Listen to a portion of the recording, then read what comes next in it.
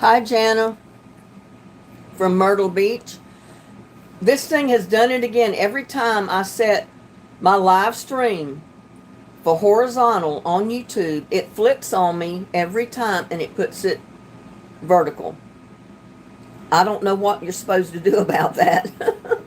And there's Grandma Teresa. Hello. How are you ladies doing today? I mean, I don't like it this way any more than anybody else does, but there's not a whole lot I can do about it, looks like.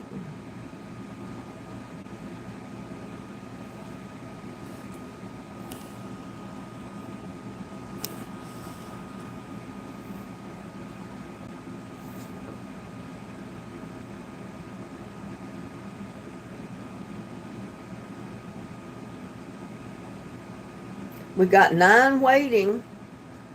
Well, hello, Lucia. I'm not sure I pronounced that correctly, but... And there's April. Hello, April. And Lucia from West Texas. Okay.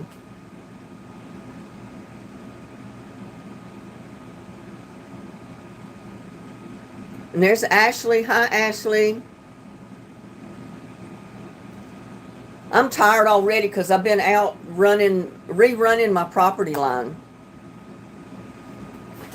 I mean, I ran that cord on stakes about 3 or 4 foot on my side to give them plenty of room to do whatever they were going to do because they've already basically destroyed everything up to then and further.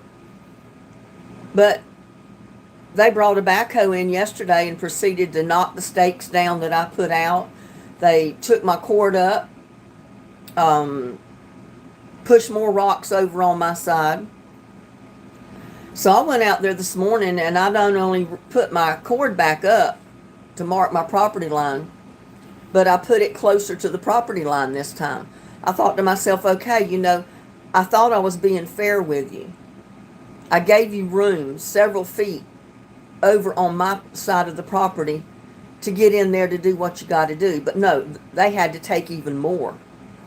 And I went back over there yesterday talking to the foreman. I said, why did you take the line up? We got to level this off. We got to do this. We got to do that. I said, I told y'all not to come past the property line. I said, I don't want you over here pushing down my trees, throwing your garbage over here, pushing rocks and boulders over on my side of the property. And they just completely ignored it. When I left yesterday afternoon and they were still over there working, well, he first said, well, we're running a generator. It makes a lot of noise, and we can't help that. We don't have any power to the pole yet. I said, well, the generator doesn't bother me. I said, your generator running so you can run your electric power tools does not bother me at all. But get this, when I came back over here, they started listening to music and they blasted it. I mean, they probably turned it up just as loud as they could get it to aggravate me, I know. And I just ignored it. But I went and I bought me 2 more no trespassing signs, private property. I had another roll of cord and I put yellow on it so they can see it. I just kind of wrapped it, rolled it together because the cord I bought is kind of a brownish tan and it's not as noticeable. And I wanted them to be able to see the line. So I moved it within a foot of the property line, which I've got a legal right to do that. And they're not supposed to move it. It's on my property. I ran it back, put it up there. So we'll see what happens when they go over there tomorrow and go back to work. I decided not to cook outside today because of the way they were blasting the music yesterday. There's no way I could record a video or a live out there yesterday with them doing that. And he tried to kind of butter up to me, oh, I'll do work for you. I had mentioned my sink kind of leaking a little bit, that the seal was broken. Oh, we get house finished 2 weeks, I'll be over there. He said, I'll knock on your door. Well, I might fix it. I don't trust any of them. I wouldn't let not a one of that crew come over here and do anything to my house or anything on my property. I've already had dealings with these people. I know what they'll do. They'll look at you, they'll smile, they'll love you to death while they destroy your home. I promise you they will. They do the same thing in North Carolina. They do it everywhere they go because they want to take over your property. But, you know, I tried to get along with them. I tried to work with them. And they just ignore me. They take my line down. They cross the line. They come over on my... Oh, we were going to clean up some of it. We'd do it in stages. They did come halfway over on my property and get a tree down that they pushed over there. They did that with the backhoe. That's all they did. And get this. They didn't get rid of it. They threw it on somebody else's lot behind them. I mean, that's bad business. I hope nobody buys the house. They put a realtor sign up. Guess what? I called the realtor. They didn't answer the phone because this is Sunday. I left a message and I said, you know, I don't appreciate the builders throwing all this garbage, rocks, boulders, trash, everything they can on my property. And they took my line up where I told them not to cross. I said, if they keep on the way they're going, you're going to have a hell of a time selling this house. I'll let it at that. They can call me back or not. I don't really care because I've already filed a report on it. I did that in the very beginning. And if they keep pushing me, they take it down again. I'm calling the sheriff's department. That's trespassing, criminal trespassing because they're destructing property. You know what he told me? Well, we don't have anywhere to put those rocks. Well, that's not my problem. I'm sorry. But just because you want to build a house and you want to get rid of those big rocks and boulders off of that property, you don't have the right to bulldoze them or take a backhoe and push them over on my property to get rid of them, along with all your debris and garbage. I mean, what are you supposed to do, you know? I mean,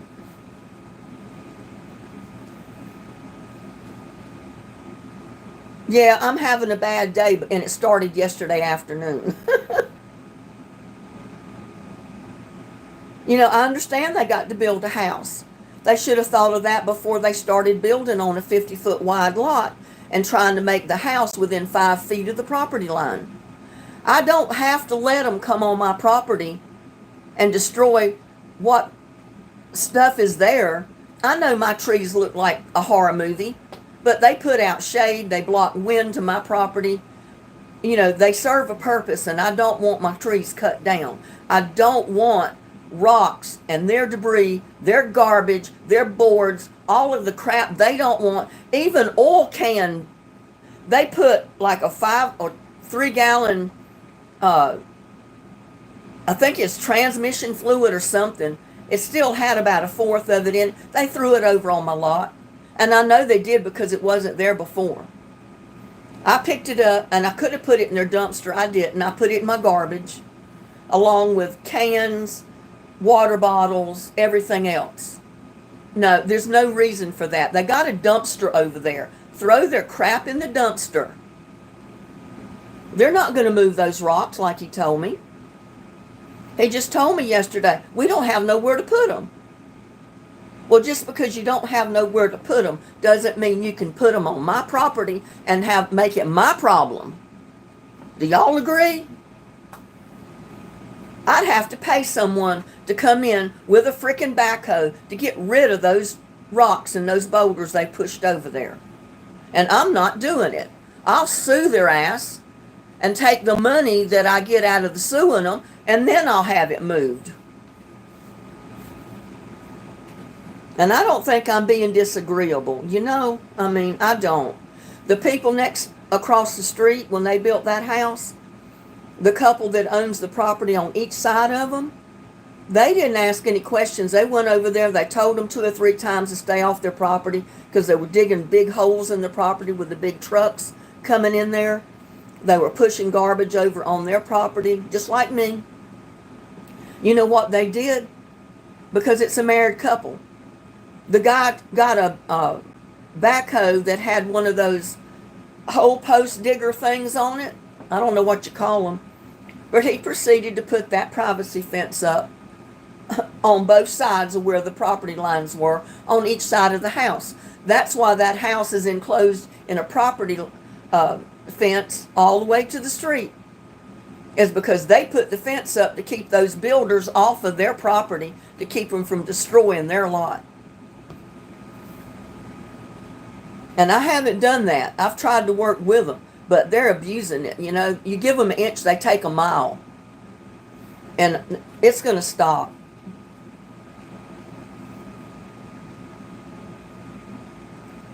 I'm sorry, y'all. I'm venting and I didn't mean to. Yeah, it's a lack of respect. It actually is. They want to take up all these lots. They want to push the people that have been living here for 40 some odd years out so they can build their homes, make their commission, and move on somewhere else. They don't care.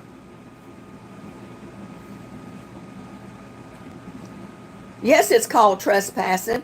When you repeatedly tell them not to go past that line, because that line is about 1.5 feet over on my property. The line is in front of it, where the property line is. They're not supposed to be, by law, even be able to touch the cord that I put up. That's on my property. It is my property. The cord belongs to me. Whatever stakes is put in the ground belongs to me. They don't have the right to push them over.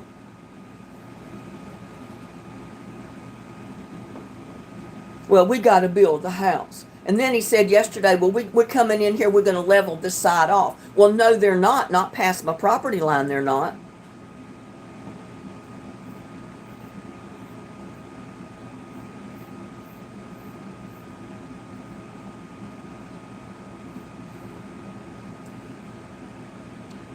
I don't know what you're talking about, Midnight Goon, but you're not being respectful.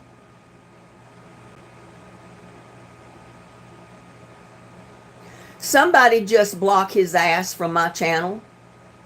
Just block him. Get rid of him. I don't want to see him even in my chat.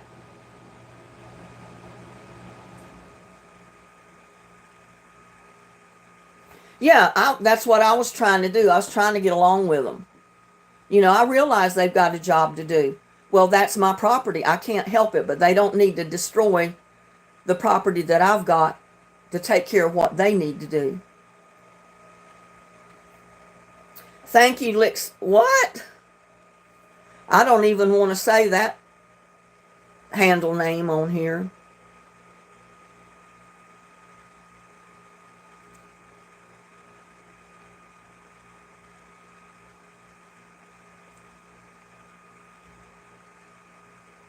So I may end up with a lot of trolls in here on my channel today.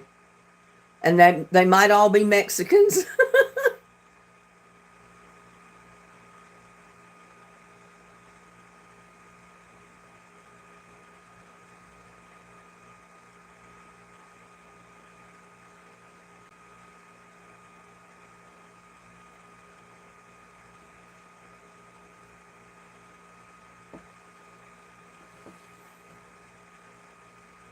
Inappropriate laughter, humans helping. Yeah, humans helping humans is one thing, but you know, that's like letting them slap you right here and then turning the other cheek and letting them slap you on that side.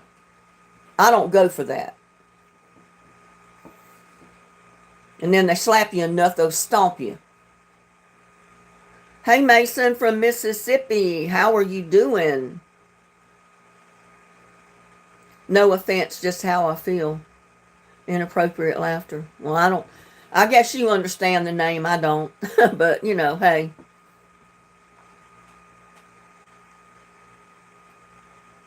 Yeah, you know, it'd be different if I was the only one this is happening to, but I'm not. Every home builder that's come into this development have abused the privilege of building homes here. They've destroyed people's driveways. Like the one house they built, they hauled in so much dirt to build the yard up so the water wouldn't flood the yard. And then they didn't put a culvert under the driveway for the drainage. And it goes right downhill to the house right across the street. And it totally floods that house. The whole back of the house looks like it's sitting in water. And by rules and regulations, they're supposed to put a culvert in there. It was taken to the board of directors, and they said, well, they'll have to put a culvert in there. Well, let's see if they do. So far, they claim that the board of directors haven't done anything to render any of the problems out here. I called them myself about this problem over here. I called the cops. They sent him out. He took pictures over there of what they were doing. All of it on my property. And he said, well, we got pictures. We got a record of it. Got a police report on it. So he said, if they don't clean it all up when the job ends, you can file a lawsuit. Well, if the job ends, they're going to be gone. Nobody's going to take responsibility for it. And I'll be stuck with the damage that they put there.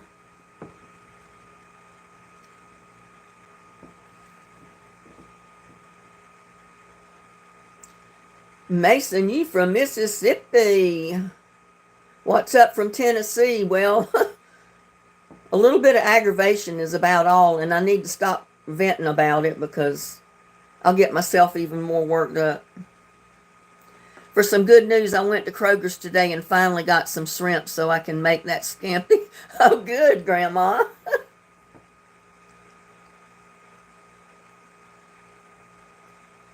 Yeah, and one of the neighbors over there is not helping because she's making them think she owns the lot on the other side and told them they couldn't come up through there with the trucks. But unless she's bought it, which I doubt, it's somebody that doesn't even live here that owns that lot. And they're doing the same thing over there.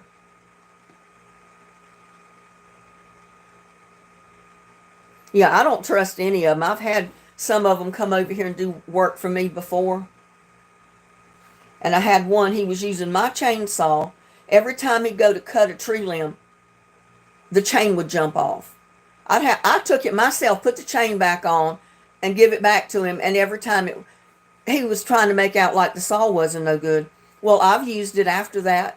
I've had other people, they've used it after that. The chain didn't jump off. He made it do that.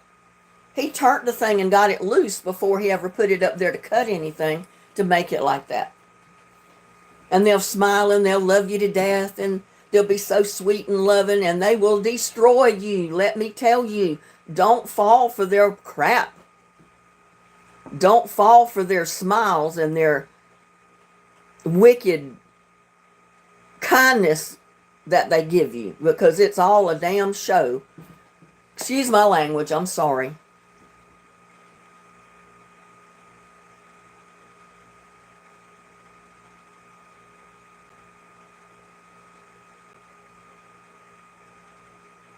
They do it to aggravate you, probably. If it's Mexicans, they want your property. They think if they aggravate you enough, you'll put your place up for sale, they'll buy it cheap. Well, I don't know where you smell Marlboro Red from, because I don't smoke.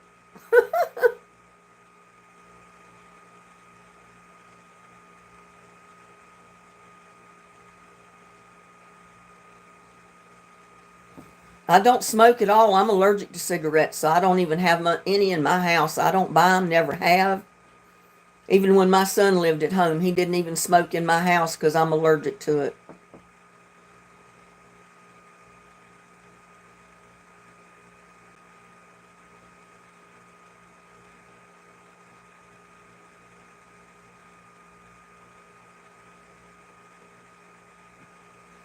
Yeah, they shouldn't be leaving them on your property. I'd confiscate them. They'd be mine if they kept leaving them there. They wouldn't have trash cans. Yeah, they're two-faced people. They came here, they're trying to take over. I've told a lot of people, I said, they want to come in, tell us what we can do, and we've lived here almost since the day one of this subdivision. They want to come in and run things, tell us what to do, because they want a subdivision they can rule. Well, my advice to them is go out in the country, buy you 30 or 40 acres of property. Start your own freaking development. Make your own rules out there and leave us alone. Yeah, exactly. Are they Mexican people that are doing this?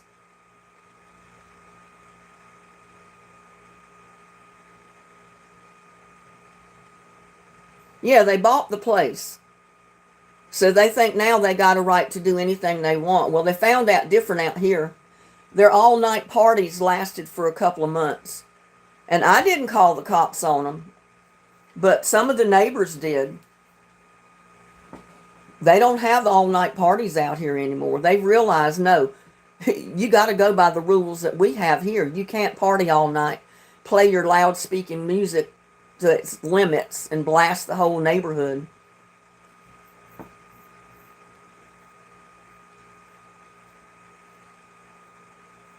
Yeah, I need a happy dance.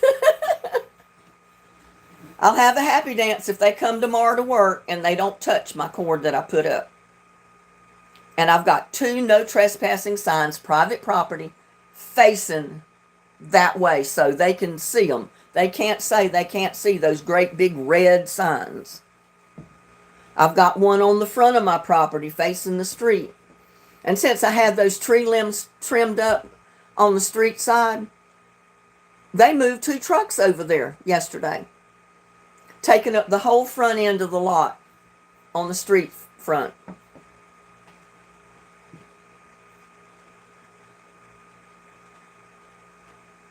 And then he was asking me about my cats.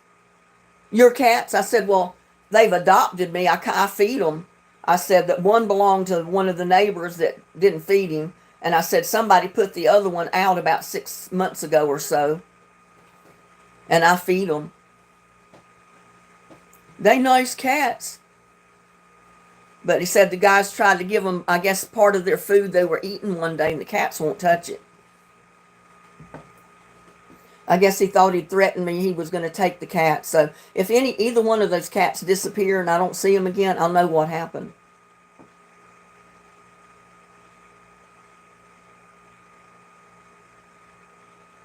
Linda, you were talking about the couple that came a few days ago. Oh, that was the couple that came and helped me. I knew my trees were getting too close to the street, and I'd been wanting to get out there myself and do it, and I just didn't feel up to doing it. And I got the couple to come over here, and they did it. I paid them because they were advertising on Neighborhood Watch that they were, looking for odd jobs. They go on their jobs together, so they both make money off of it.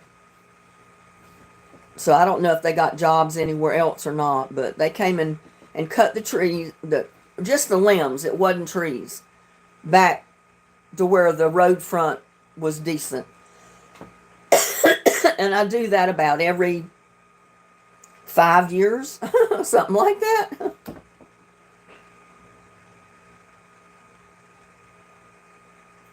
Well, like I said, if they do anything and they do disappear, I'll know they did it out of spite.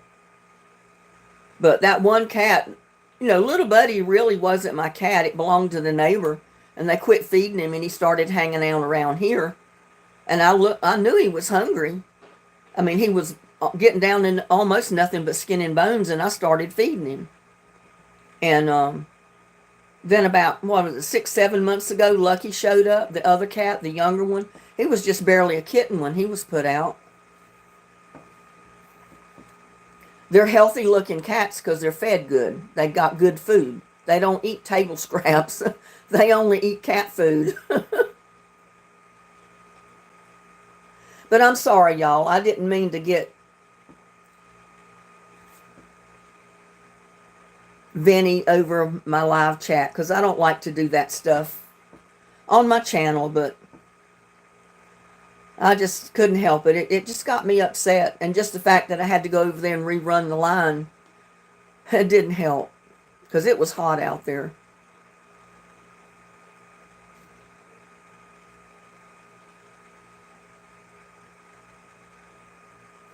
Your blood pressure's high enough and people getting on your nerves. Well, like I said, have you ever told them not to leave the trash cans out there?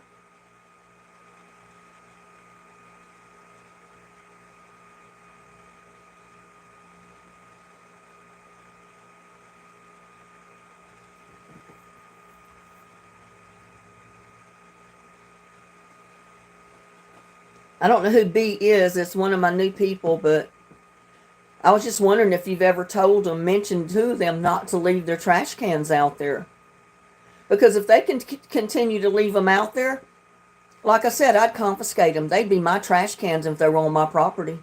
And I told them to get them, and they don't. I live in Texas, Lucia.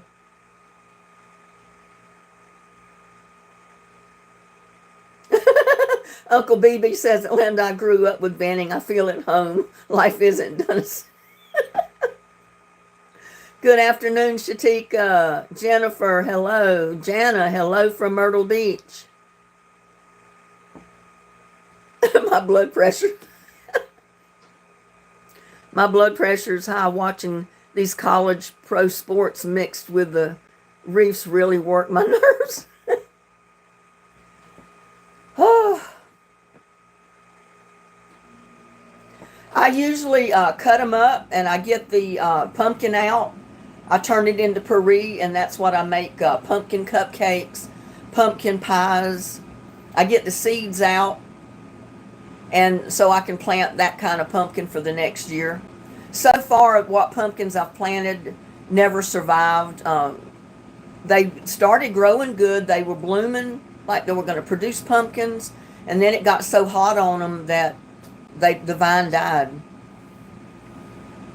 So I guess maybe I should wait till almost the fall of the year before I plant pumpkins and see if they will do anything then.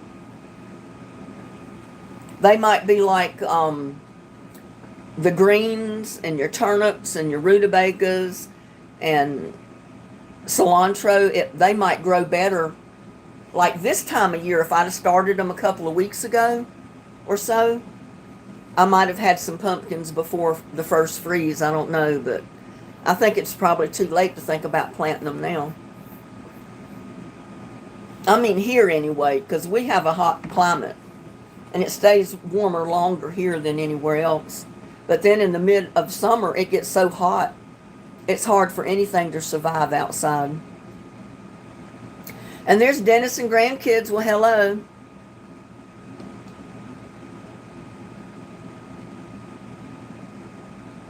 Well, they're all right as of this morning. I fed them. They're out here in the yard.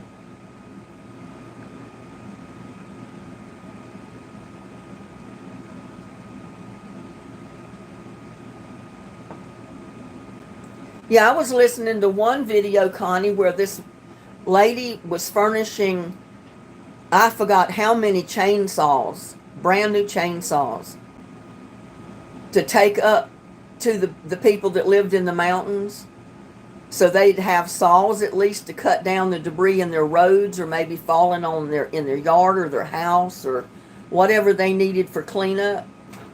And FEMA was going to confiscate them. They said, you can't take them up there. We'll do that. And the woman refused to let them have them, and she backed out the way she came. And she said, I wasn't about to let FEMA confiscate those chainsaws. They would have put them in a shed, locked them up, and that's where they would have stayed. The people never would have got them. I don't know what's going on with this country, but it's not good. It is not good at all.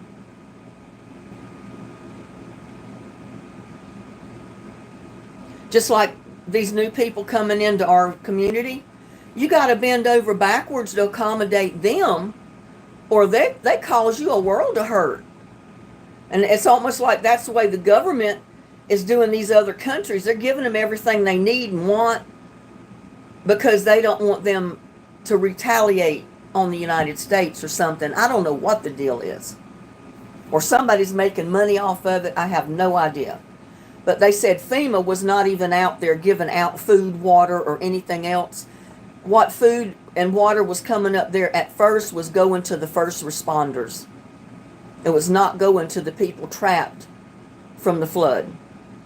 So I don't know. I'm not there. I don't see it firsthand, so I don't know what's going on. You got 4 grandkids today, Dennis?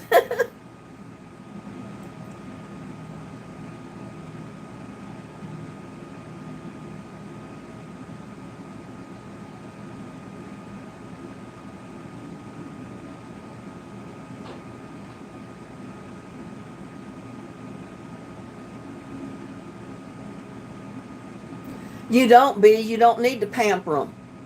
Right's right and wrong's wrong. It's your property. If they leave those trash cans out there on your property days after the trash has been picked up, and you've already told them they need to get the cans off your property, and you move them over back on their property, and they say anything to you, the next time they did it, the next time they left them out there, they would be confiscated. They would become my trash cans.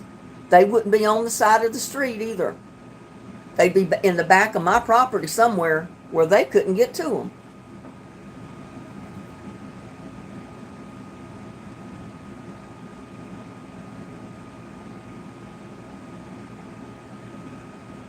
Yeah, I understand, B, but that's not right. When the garbage comes, they pick up the garbage. They should come out and get those cans and move them back where they belong. They shouldn't leave them out there on your property. And they shouldn't get offended if you move them across back on their side. I mean, that's crazy.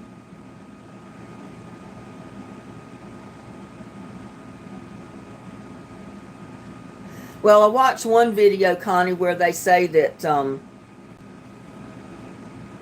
I forgot the name of the company, Black something, and I can't remember either one of the names, but their companies wanting to come in and get all the resources out of the property around like Black Mountain and all that flood area, because it's full of natural resources. It's full of coal, oil, all kind of stuff.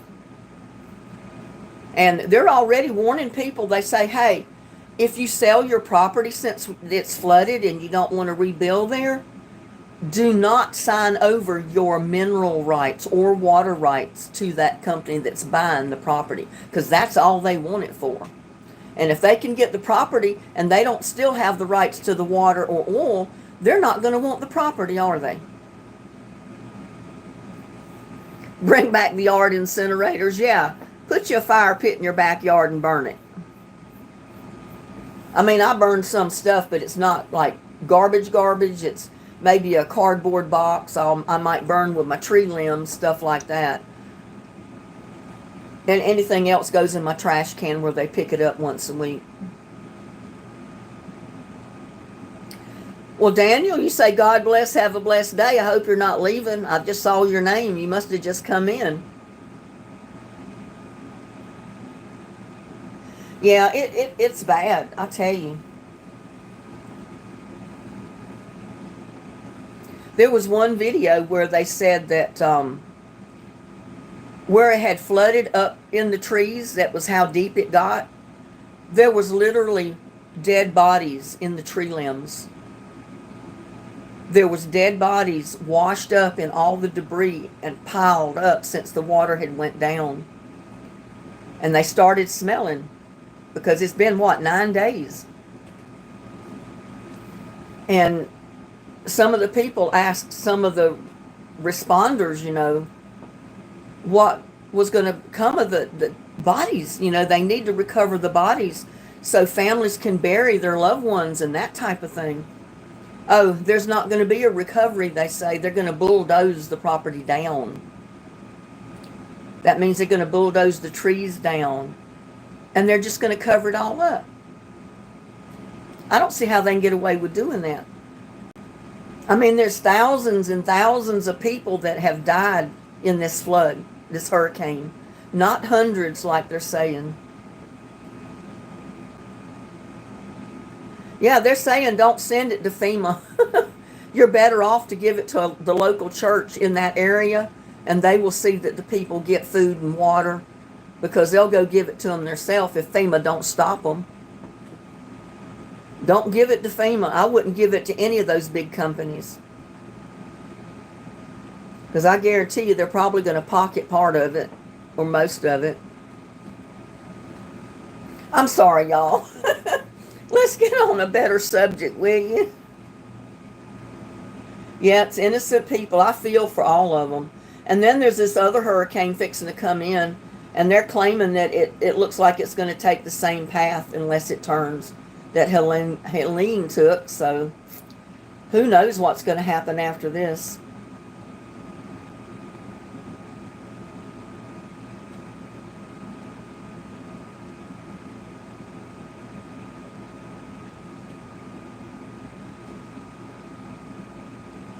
Oh, I had found a good quote and I was going to read it and I can't find it now.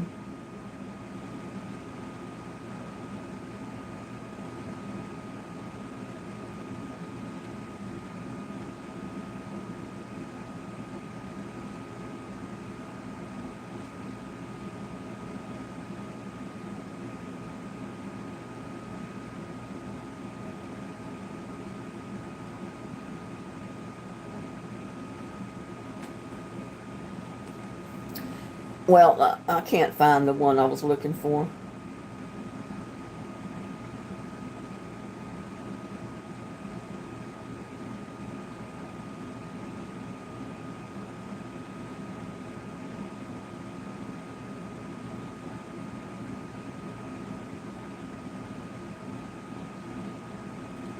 Okay, where was it? Oh, well, I'll read this one. This is a pretty good one. It says, the only man who never makes a mistake is the man who never does anything.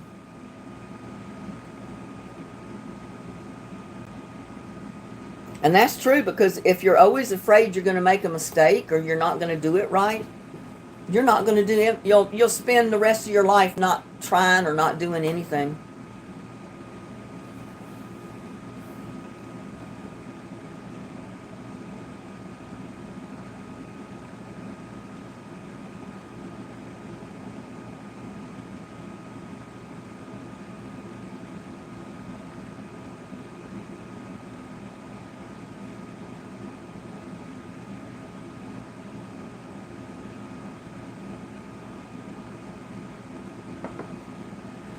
Oh. So how has everybody else's day been going? We already know that Bee has got a hassle with her neighbors about the trash cans, which is, it seems like a little thing, but when it's an every week occurrence, it can be very trying. And I can understand how Bee would get upset.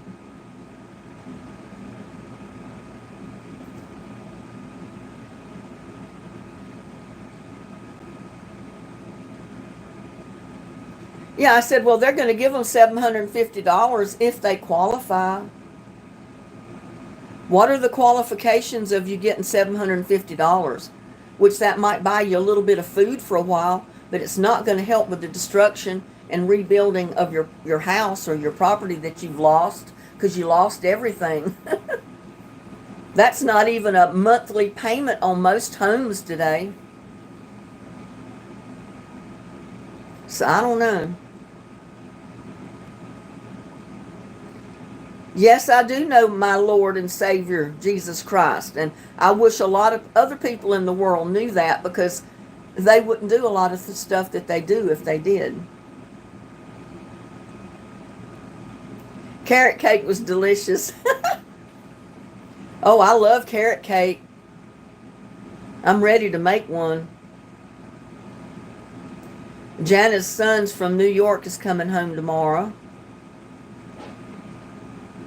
And Lucia's getting ready to have cataract surgery Wednesday. Well, everybody please pray for Lucia Bracino, because she's having cataract surgery Wednesday.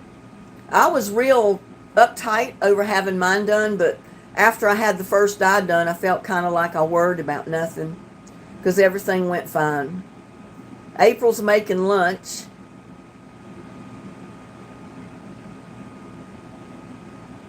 Yeah, we'll be praying for you today, and and right on through Wednesday, hopefully, and praying after that for your recovery, that everything goes fine.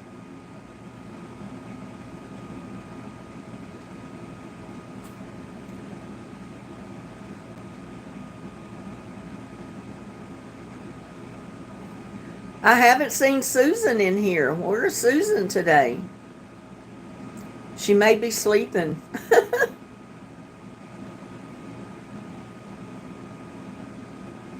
But I know April's here, and I promised to show gifts that I got. And guess what? April sent this package right here.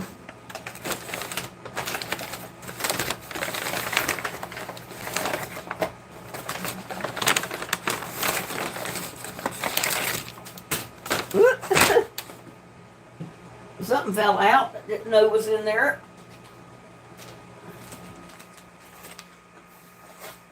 Oh my goodness. She sent me papaya seed dressing, y'all. A package of papaya seed dressing from Hawaii. I'm going to have to try that on the next salad I make. She sent me pineapple wakakiki tea.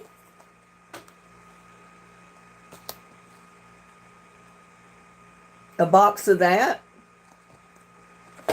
And then a box of mango Maui tea.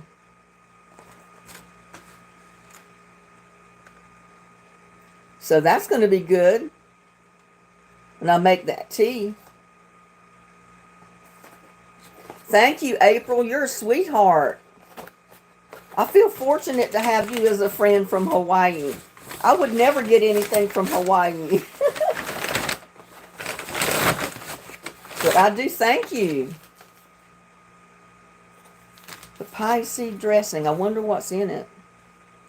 It's got Hawaiian sugar cane, salt, onion powder, garlic powder, spice, dehydrated Hawaiian papaya seeds, sterilized whatever that I can't even pronounce. But it's got a lot of stuff from Hawaii in it.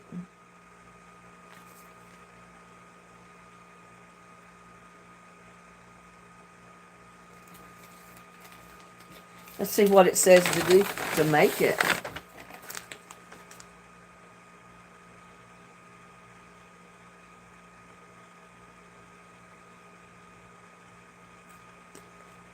It said add contents to 1/3 cup of white vinegar, shake well. Add 1/3 cup of canola oil, shake well. Add another 1/3 cup of canola oil, shake well, and enjoy. So you do have to add oil and vinegar to it to make it. But yeah, I can't wait to try that. Thank you so much, April. And I got a card from Susan. I didn't want to show her name here, but she sent a card. Susan Proctor. And I haven't seen her in chat today. So I don't know. It says, thanks a million. Got a cute little dog on the front.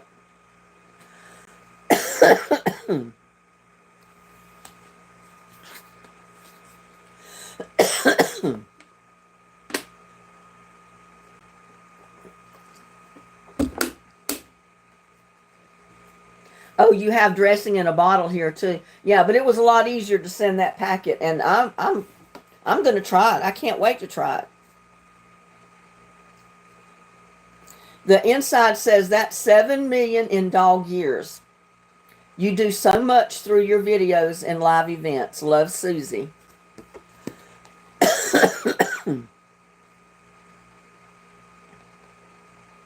Thank you, Susie, for that sweet card.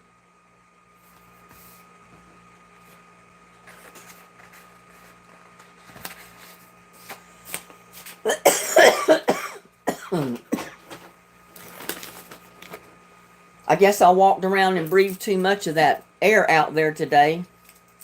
Rerunning that cord because I'm coughing.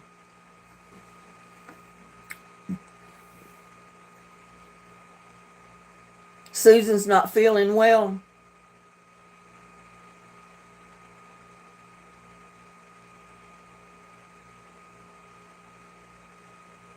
Oh, okay. Well, I don't think I saw her name in chat. I must have been reading the quote for today or whatever when she was in here and I didn't see her name. Vicky Singh says, hey, the doll behind you's moving. No, that doll is not moving. It's right where it was when I put it there.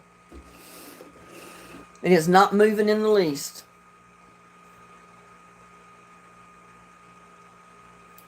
Okay, Grandma, she was here at first.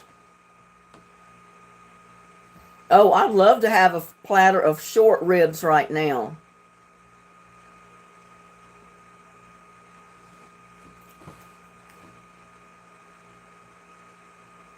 Your daughter got you a basset hound. I absolutely love her. I named her Daisy. I lost my husband almost 3 years ago.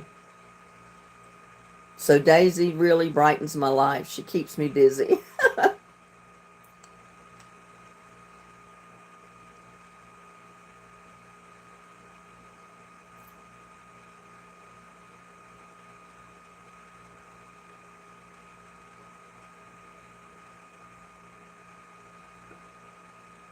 Hello, Virgo boy. How are you doing today?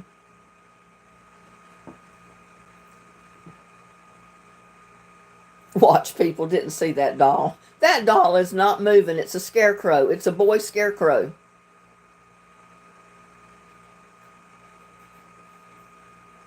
And there's Laura. Hello, Laura Chin. Welcome to our live chat. And there's Frida Cassidy.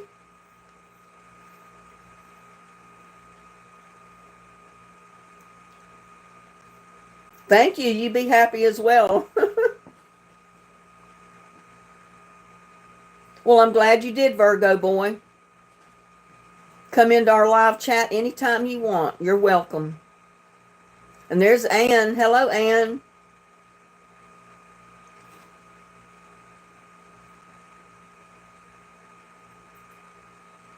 I see you all the time. Well, thank you. So you watch my videos even if you don't come to the live.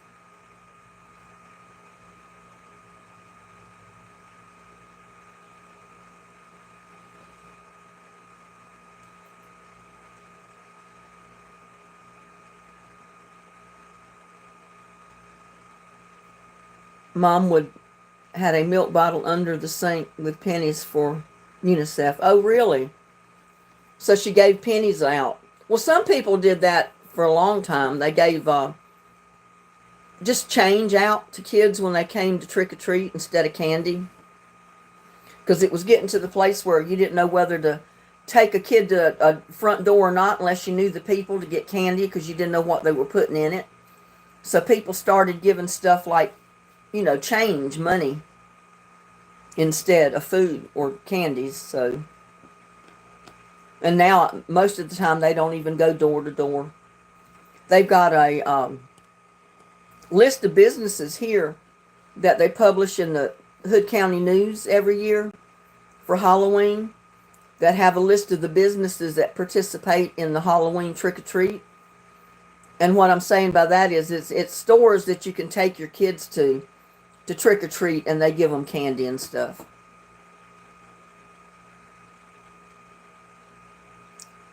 And then the schools have the Halloween carnivals for the kids where they can wear their costumes, and they have costume contests and have a party at school, that day. So it's a lot of fun.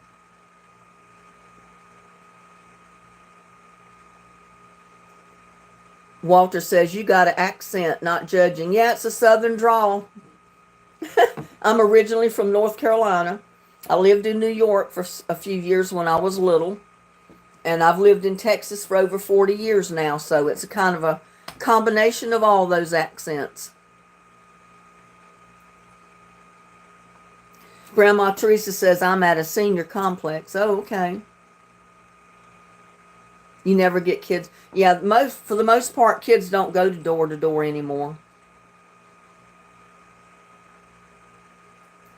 You know P Daddy. Well, I know of him. I don't know him personally.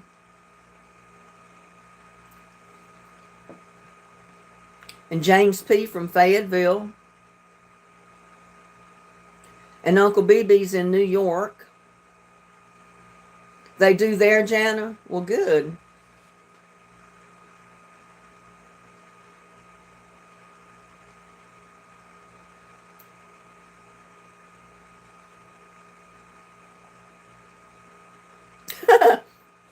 Yeah, that'd be cute if I could get little buddy on one side of the pumpkins outside and get Lucky on the other side and get a picture.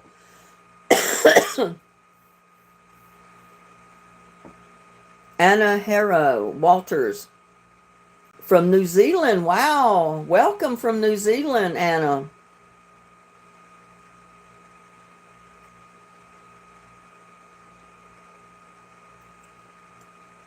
I'm in Brooklyn, New York right now. My oldest brother's wife still lives in Brooklyn, New York, but she's from that area.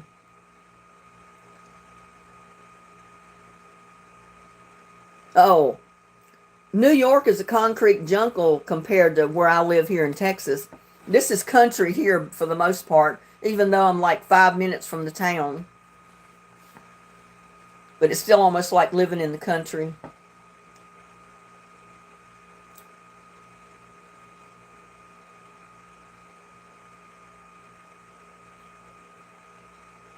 How did you hear of Rockland County, New York? I grew up there. Well, we lived in Manhattan the last year we lived in New York. And then we moved back to North Carolina where my dad was from. My mom was born and raised in New York. All of her family were up there. I had an aunt and uncle that lived on Long Island. But they've been deceased for many years.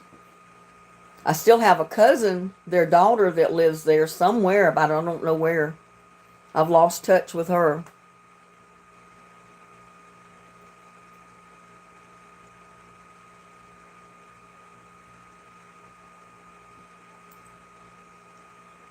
It is Monday for us too. Oh, really? It's already Monday where you're at, Anna?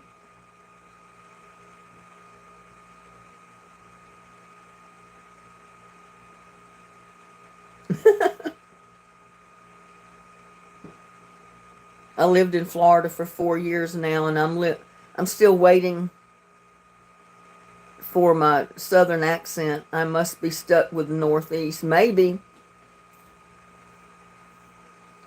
It was funny because when I first moved here,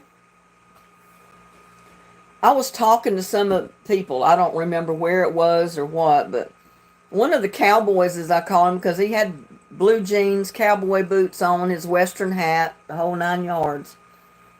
Because when I first moved here, you really had real cowboys walking around. Because they lived on ranches with horses and cattle, and they dressed the part. And he looks at me and he said, "Wait a minute." He said, "You sound like us, but there's something different in there." He said, "Where are you from?" I said, "Well, I'm originally from North Carolina, but I lived in New York for a few years when I was real young." But I said, "Yeah, I'm originally from North Carolina, and we just recently moved here in Texas." He said, "That's what it is." He said, "You got that southern drawl, and it sounds a lot like the way Texans talk. So they would almost think you were from Texas. It's Sunday, baby. It's Sunday, baby." Yeah, it's Sunday here. But Anna's saying, no, I've never been to New Zealand. I've never really been out of the United States except to go to Mexico.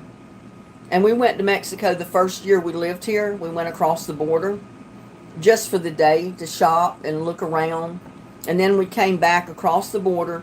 We spent the night in Viva Laredo, Texas, and then came home. It was an experience, I'll tell you. But it was scary because there's nothing over there in English. There's buses traveling everywhere, but everything on the buses are written in Spanish. So you don't dare get on a bus because you don't know where it's going. You can't read it unless you know Spanish. And you didn't walk too far into Mexico because you're afraid you'll get lost and not be able to read a sign or anything to get your way back. So it was an experience. But things were so cheap over there. Oh my gosh.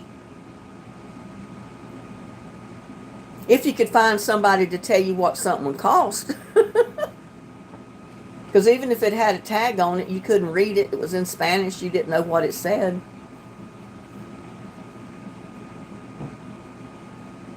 No, we don't have town buses here in where I live. We don't have taxi cabs. We don't have buses. We have a public transit that you schedule a ride with, and they'll pick you up almost like a taxi cab and drop you off somewhere, but they're expensive. And you only want to use them if it's a real necessity.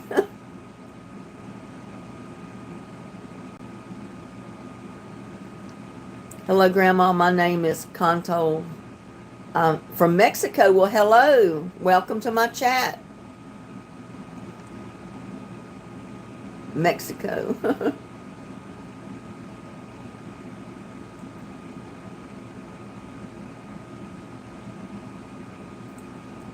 Yeah, I have nothing against Mexican people. I mean, some of them are really nice for the most part.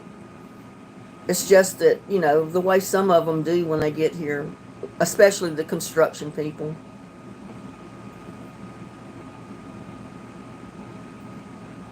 Yeah, we got a McDonald's. In fact, I went to McDonald's yesterday because guess what? They're competing with Wendy's. McDonald's has a $5 meal now. And it's basically like you get at Wendy's, you get the small hamburger or Whataburger, double cheeseburger, the small one, or the small chicken sandwich. You get 4 chicken nuggets. You get small order of fries. And you get a small drink for $5. So I said, yep, they're wising up. They're competing with Wendy's. So I got one of those yesterday. Because McDonald's is closer to me, and I just kind of wanted one of their double cheeseburgers. I love their double cheeseburgers. Yeah, they all have a $5 deal, yep. And their $5 deal is all I can eat. I mean, I'm stuffed. And Wendy's even has one for $7 that's even bigger. But I don't usually get a $7 one. I get the $5 one. Because by the time I eat the fries, the nuggets, and the burger, and drink the drink, I'm stuffed. I like both, but I do like the double cheeseburger that McDonald's has. But I like Wendy's too, so it's kind of a toss-up. Get the Mickey D app. I don't know what the Mickey D app is.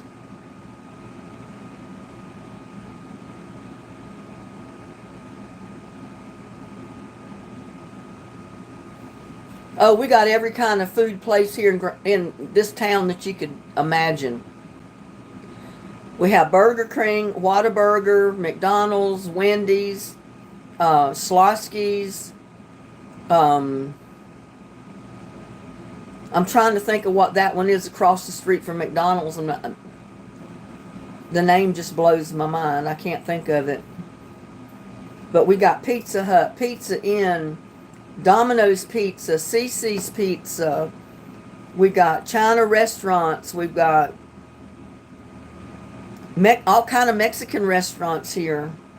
We got steakhouses. We got barbecue places. I mean, this town is full of restaurants. I mean, just pick a food and you'll find a restaurant in this town probably that serves it. You don't have to go out of town. The only thing they don't have here that I wish they did is Red Lobster and Olive Garden, because I love those two restaurants. Yeah, we got a KFC. It's over across on the other side of town. But yep, we do have a KFC. We had, what was it? The Arby's. We had an Arby's here for a long time. And then they closed up and moved.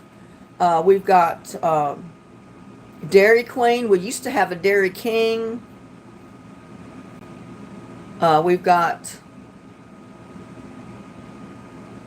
what is this other fast food place that they don't have a place to go in? You just order your food at the outside and they bring it to you. Oh, I can't think of the name of it. We got Brahms. We've got tons of places that I can't even think of the names of right now. We used to have a Popeyes years ago, and I loved there because I love the fish. But they closed and moved for some reason. I don't know why. Because I think it was pretty busy most of the time. Not fish and chips, but we did have a Popeye. I think Fort Worth has a fish and chip because I went up there a couple of times years ago to that one. But we don't have fish and chips. But we do have seafood places here in Granbury.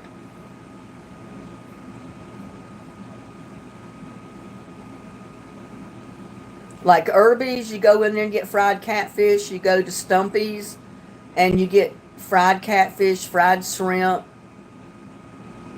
A lot of food on their menu, which is really good.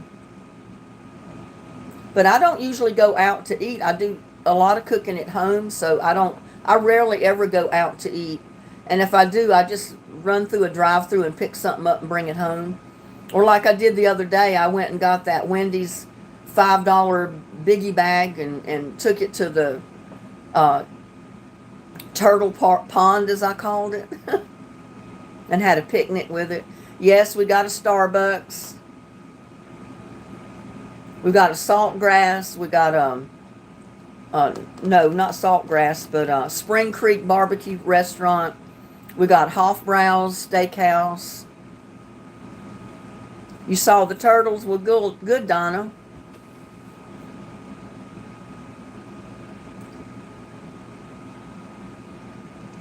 No, we don't have that. I don't think Dunkin' Donuts here, but we do have several donut shops, which is similar to a Dunkin' Donuts, but it's not Dunkin' Donuts.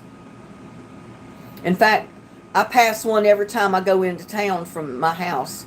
There's a donut shop on the right as I go by, and it's usually only open like in the mornings.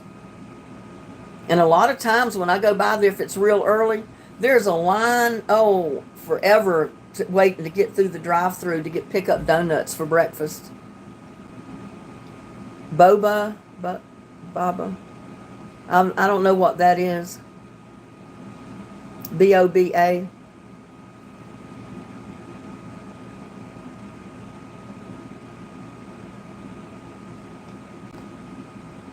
And we've got Mesquite Grill. We have a lot of little family-owned small restaurants, that aren't the chains, that have different names. I do too, but I hardly ever get them because if I get them, I'm going to eat them all, and I don't need them. I don't need the sugar, and I don't need the weight on my body. Oh, it's a drink. I've never heard of it.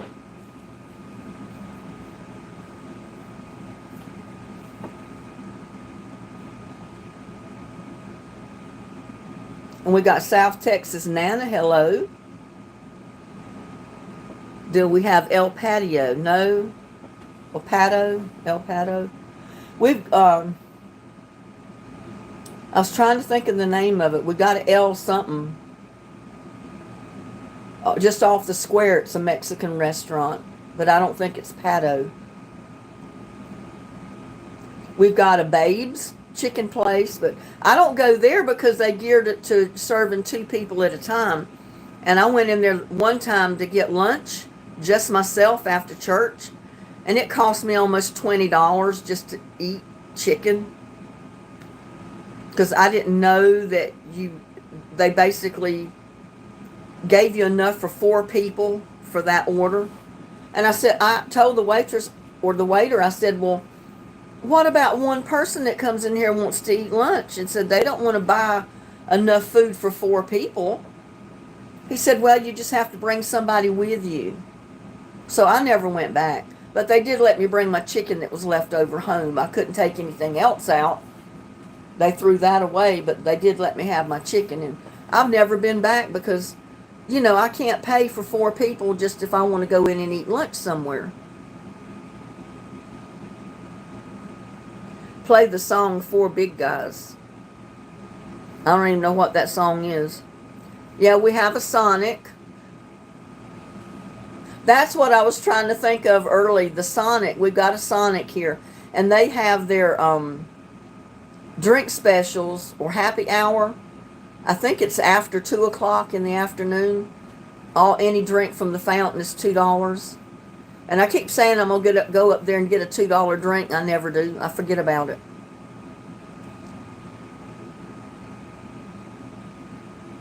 Exactly, Rebecca. It replies to everybody. You know, Maori. Maori. I don't recognize that name. I don't know what that is.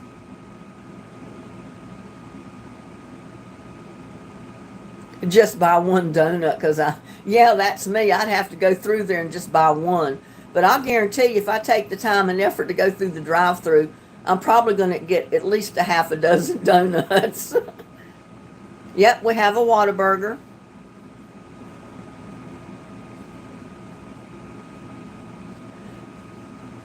We used to only have one or two restaurants here in town, and over the years that I've lived here, this town has grown so big that now everywhere you look, there's a restaurant of some kind, and they're all different. We've even got one restaurant now that's just off the square, the town square, that serves barbecue pulled pork. And we never used to have that here. First time I ever went in a restaurant, it was a barbecue place. And I told him I wanted a pork barbecue sandwich. The guy looked at me like I lost my mind. He said, "Lady, this is Texas. This is beef country. We don't have pork here." He said, "We either have barbecue beef, sliced beef, or sausage. We don't sell pork." I said, "Okay." Because I'd never had barbecue sandwich with like tomato barbecue sauce on it before. It kind of did not appeal to me, but I bought one and I did eat it. But I'd a whole lot rather have the pulled pork on the sandwich with coleslaw and a little bit of hot sauce and that type of stuff, you know. We got one or two. We don't have a lot of those. I think some of the people that own food trucks, the small ones, they go to a lot of the big job sites and they sell their food on the job site. They don't really panhandle through town with them. Although we do have one truck that's parked in the old parking lot where we used to have the first Walmart before they built the new super Walmart. There is a food truck sometimes parked there, and they sell different things, but I've never stopped. And there's one family-owned place that's kind of outside of town a little ways that sells all kind of weird sandwiches and stuff, but everybody says they're real good. And it's kind of like a food truck, and they got tables set out under a canopy that you can sit there and eat. You know, you don't have to buy the food and then go sit in the car to eat it.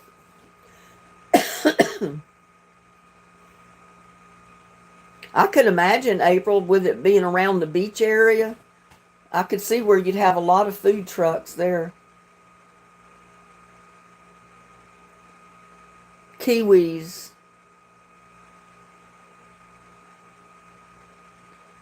Canoe. I don't know what that is. Does anybody know what Anna's talking about?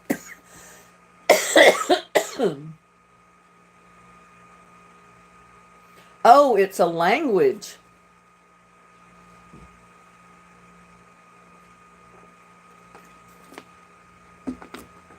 Tell me someone knows. I don't know that language, so I don't know what that is.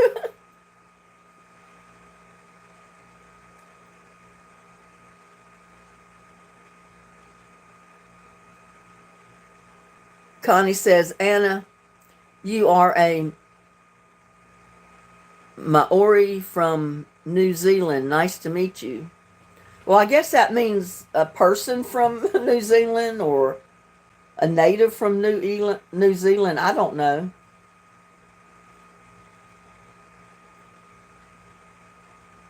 I don't know other languages, so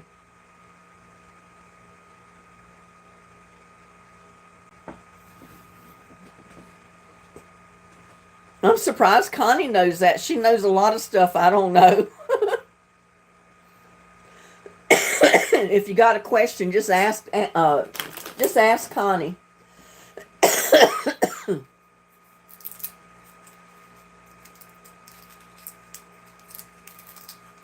I'm 10. You're 10 years old?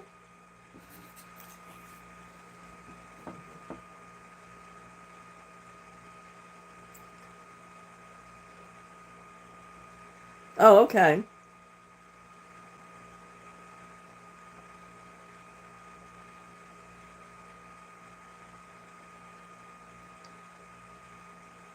Kiora.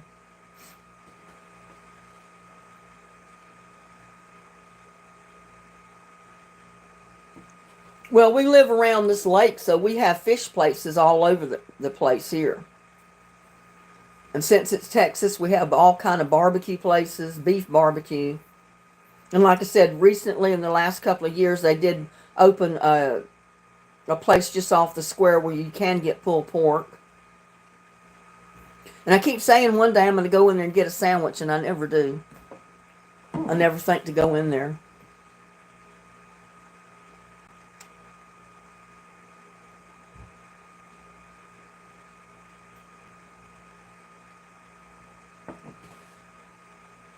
That means hello. Okay, well, hello. It means live long. Okay.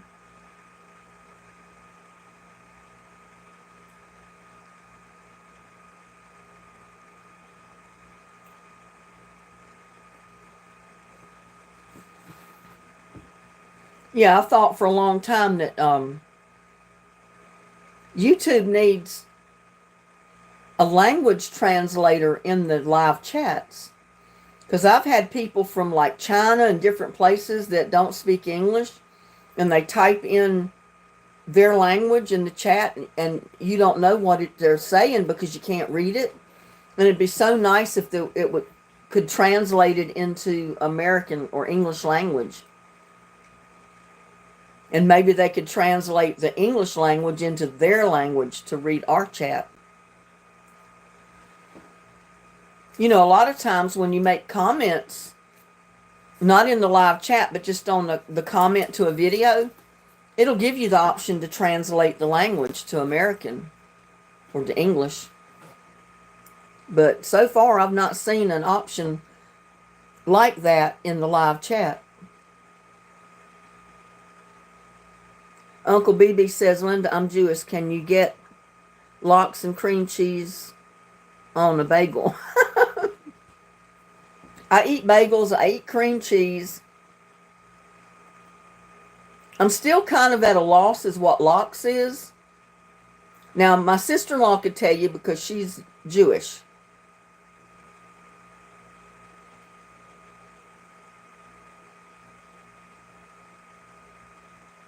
I think it's sickening, Maximum.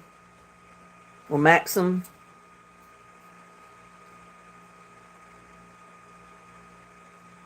Okay, Connie. Yeah, I mean, they're starting a World War III over there is what's going to happen.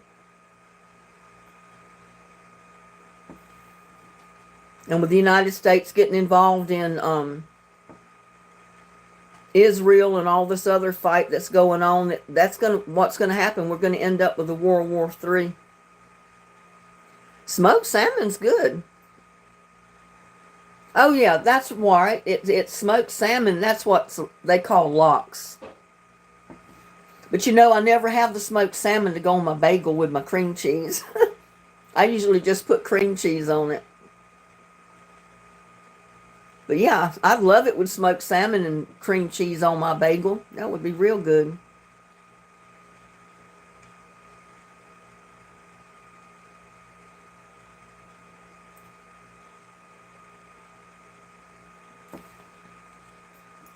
Hmm.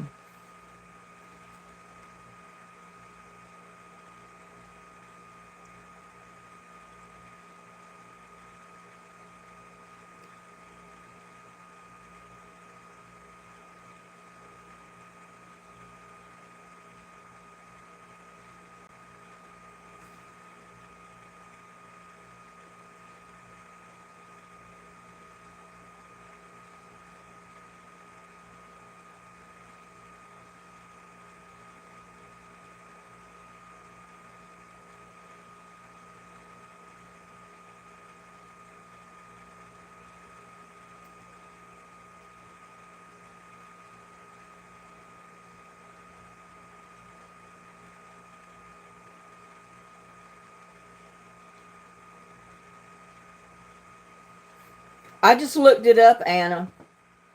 It says it's a noun, or as a noun, a member of the indigenous, I can't even say that, indigni, indigenous people of New Zealand. The second mean, it says the Polynesian language of Maori, related to the Maori or their language.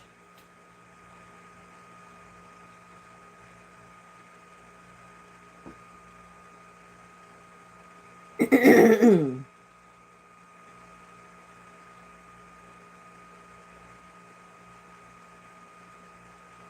says that the dictionary has several different definitions for that word. One is normal, usual, ordinary, which is applied when talking of birds, trees, dogs, or men.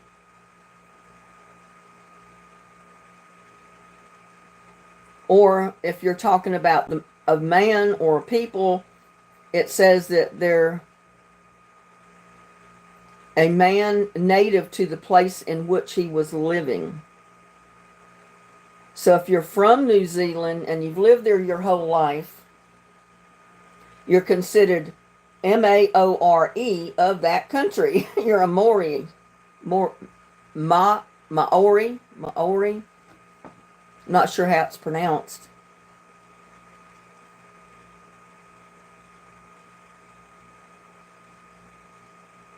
Also good chopped herring and whitefish salad. That sounds good too. I usually love fish of any kind.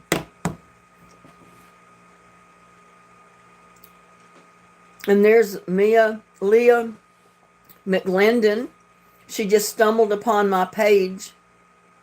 Seems like a warm and peaceful live. Thought I'd stop by and say hello. And your followers. Well, I'm glad you did, Leah. Welcome. I hope you keep coming back. We try to keep drama out of my lives and just keep happy thoughts for the most part. Sometimes, I get astray sometimes, but for the most part, we're a happy bunch. Ian says, marry me.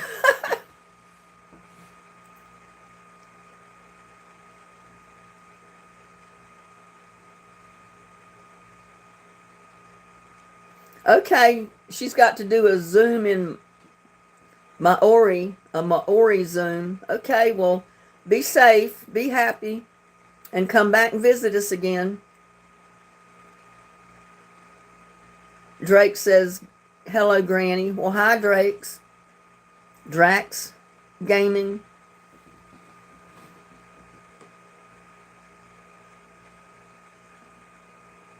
Uncle BB Munson, Linda, I watched you too. Tranquilize. Well, good. I'm useful for something, right? Hi, Karen. Welcome. I've heard a lot of people say they love my videos because they find it soothing and it calms them down. And they say it's like sitting in the kitchen with a friend. All of it nice compliments, which I'm so happy to get.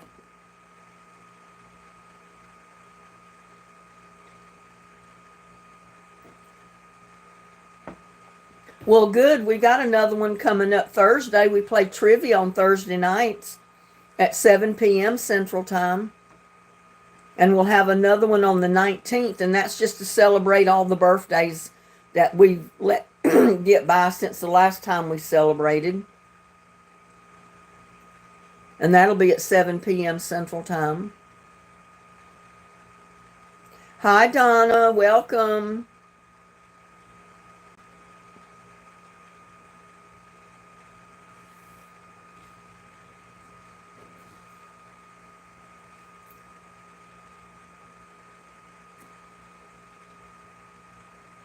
Hello from Oakland, California. Well, hello, Alberto. Welcome to our live chat. And there's JP. Wake up to thoughts mints. Well, and Lisa says, Donna, hello, thank you for a warm welcome, you guys. Yeah, you're always welcome in our live.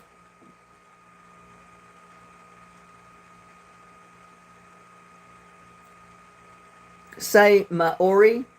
Am I anywhere close to being right with the pronunciation of that? Maori.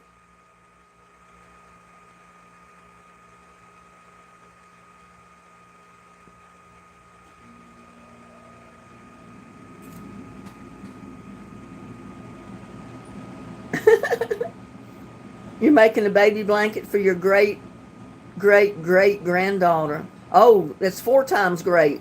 Great granddaughter. Oh my goodness. Yeah, crocheting.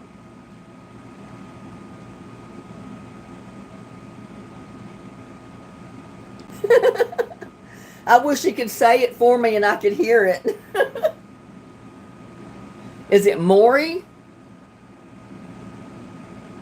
Am I getting closer to the right way to pronounce it? Maury? Mari?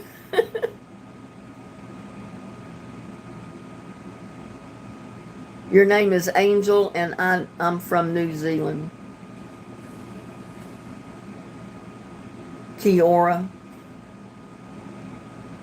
Closer.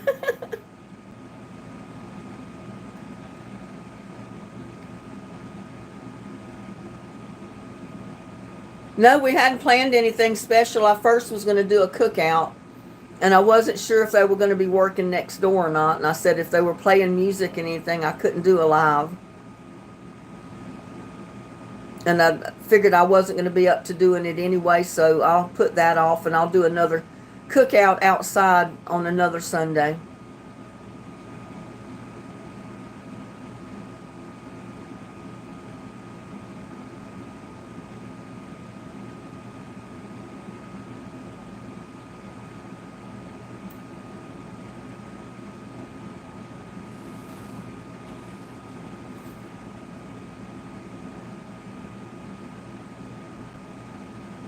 Your real name is Selena?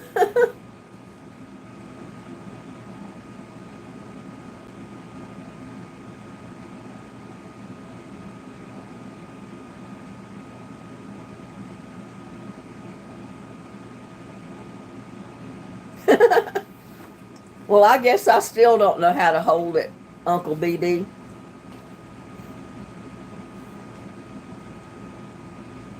I can make a few things like the granny squares, and that's about it. I made hats, but I came up with my own pattern and my own way of doing the stitches. I didn't go by a diagram or instructions, because I read them and it's like reading Chinese. I don't know what I'm reading.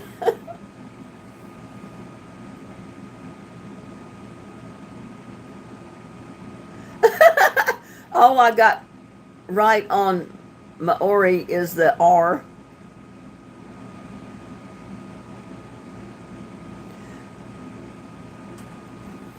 Maori, Maori.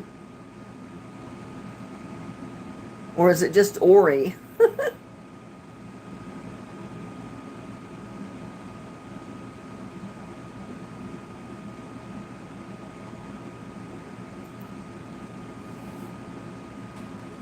Yeah, I have arthritis in my fingers, so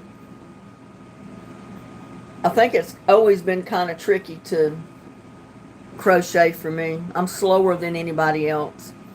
And since I do it just the opposite from right-handed people, I'm left-handed when I do it. That makes it even more tricky, but to show, for somebody to show me how to do it, because everything is backwards. Yeah, I did too, Uncle BD.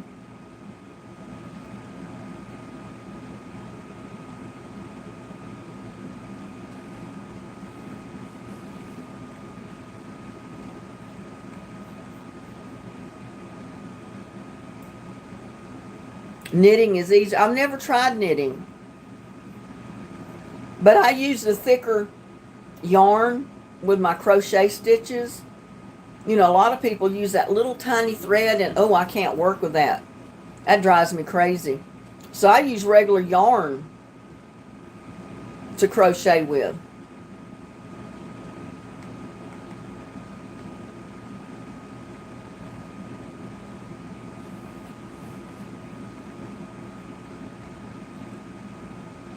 And I did that video on making the granny squares.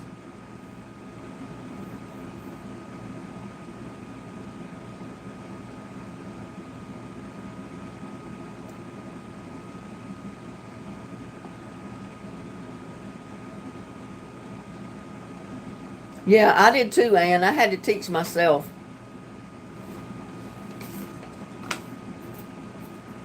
My mom was amazing with crocheting, and she tried to show me. But since everything was just the opposite for me to try to do it, it made it so confusing. She just finally gave up. She says, I can't do this.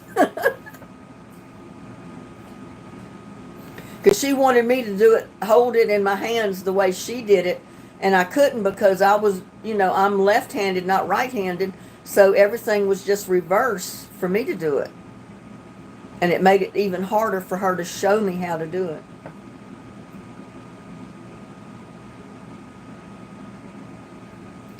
I think it's called tatting with the lacy thread. My mom made a whole bedspread out of tan colored, the really light thread. It was a beautiful bedspread. But oh my God, it would have taken me the rest of my life to make that, if I ever would have got it made. With that little bitty thread. I made a little square out of that little thread. It took me forever just to make a little square. So that was it. You know what I did with it? I made it on a pillow top. I made it as part of a cover for a little pillow. And it's on one of my beds.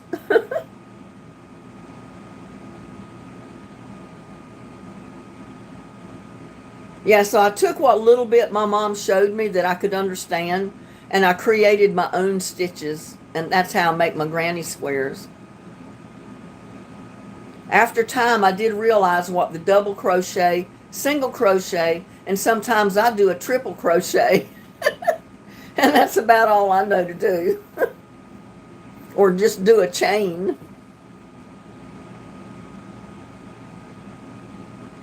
Yeah, my mom made dollies and all that too. And she made a lot that she gave to church ladies that wanted them.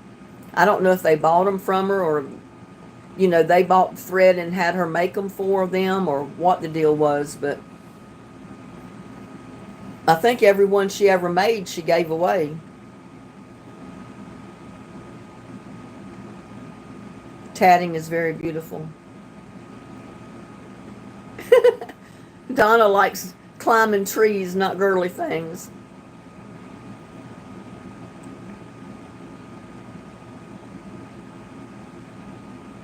Yeah, that's... My mom, she knew exactly how to hold that thread, and she was so fast with it. It took her no time to make a whole full-size bedspread with that little bitty thread. It would have taken me the rest of my life to get it done.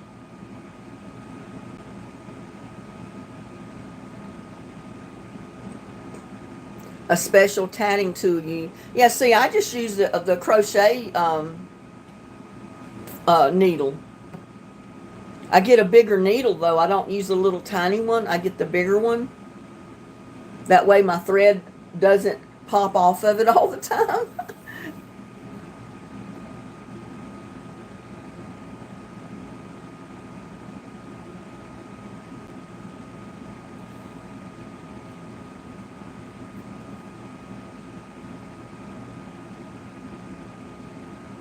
Yeah, she did all kind of stuff like that. It was so pretty. She told me I wasn't holding the thread tight enough. And then if I held it tight, it was too tight. I never could get it just right. Because if I didn't hold it the way I knew to hold it, it would come off of the needle.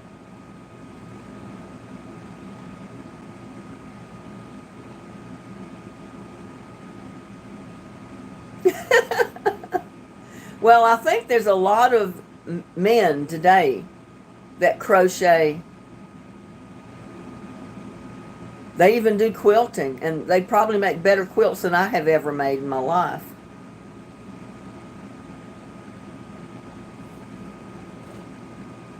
Yeah, I know, Uncle BB, back in the day it was a girly thing to do, a sissy thing to do. They expected boys to do manly things.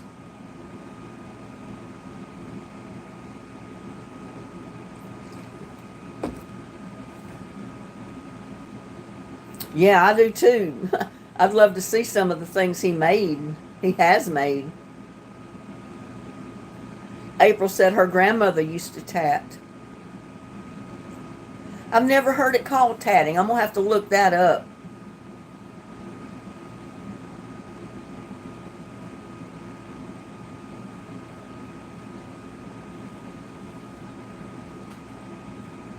I'm kind of like that old saying, I'm a jack of all trades and a master of none. I can do a lot of things a little, but I can't do a lot. You know, I'm not that talented. It's just too hard for me. I don't understand a lot of the stitches. And like I said, there's no way I can go buy a crocheting book or magazine and read the instructions on how they tell you step by step how to do everything. Because it's like reading Chinese. I don't know what the stitches are, so it's like, forget this. I'll just come up with my own stitch. And you know, hey, they had to make up those stitches one day. You know, here way back when, somebody made a stitch, didn't they? And now everybody knows how to do that one stitch.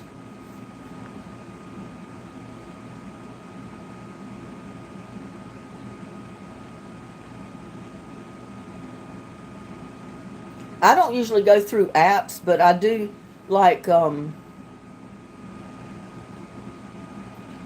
I pay for a lot of stuff online. Like I pay my bills online. I go to the electric company's website and I pay my electric bill. I go to the gas company, pay my gas bill, you know, if I have gas delivered, that type of thing. But I don't have all these different apps on my phone to pay stuff. Like cash apps and stuff.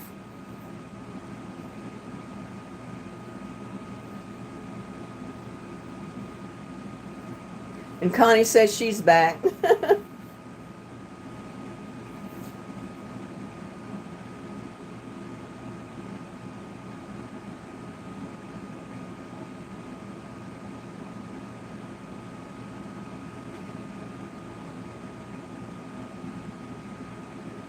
Oh, I usually use my debit card or a credit card when I go through the drive-thrus.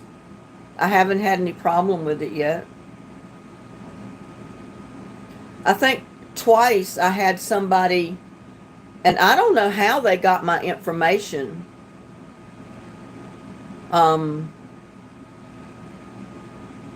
What is going on with my computer here? There it is. My chat box just disappeared.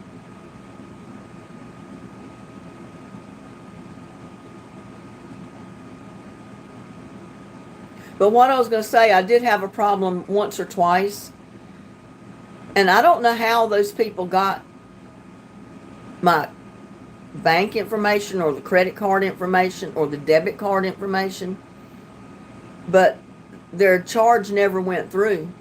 Because I pay for my groceries and stuff when I go to Walmart, usually with my debit card or my credit card. Most of the time it's with a debit card. And I've had alerts come sent to me through Messenger telling me, did you just try to charge X amount of dollars at Walmart? And maybe I had not even left the house all day and hadn't even been on a Walmart website all day. So naturally, no, I didn't. But the charge never went through. But I did get an alert that somebody was trying to charge on my card.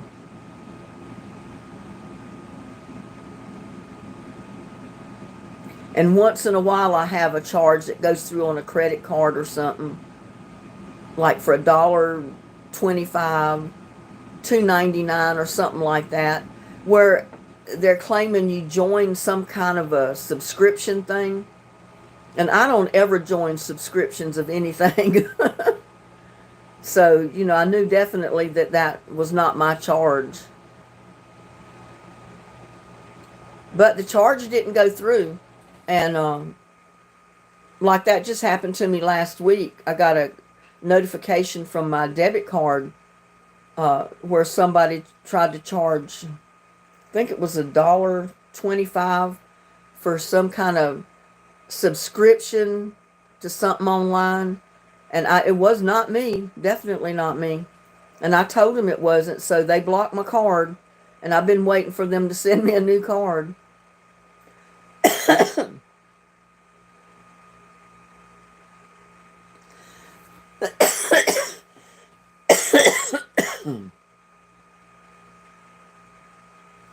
But so far, they've attempted to do it, but usually the charges don't get through. They're blocked.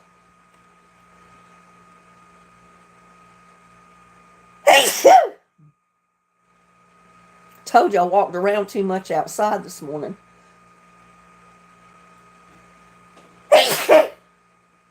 Oh, sorry about that, y'all.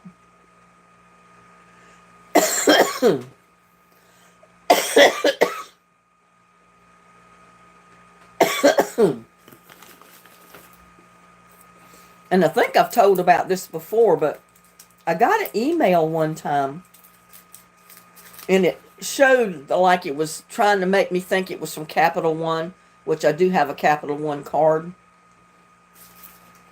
But they sent me an email telling me that my 8,000 some odd cents charge did not go through for my car because I did not have a high enough limit on my card. They said you need to contact Capital One and get the limit raised, and then I can go in and charge that over almost $9,000 for some car. But that was crazy.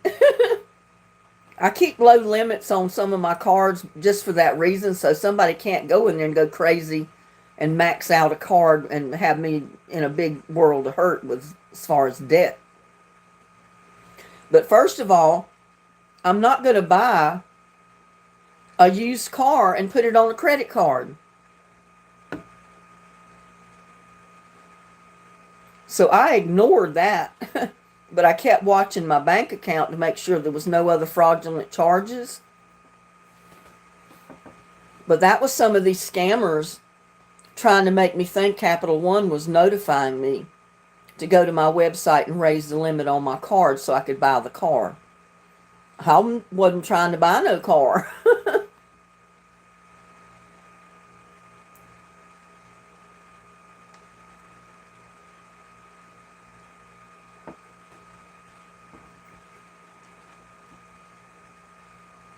And anytime I've had a charge,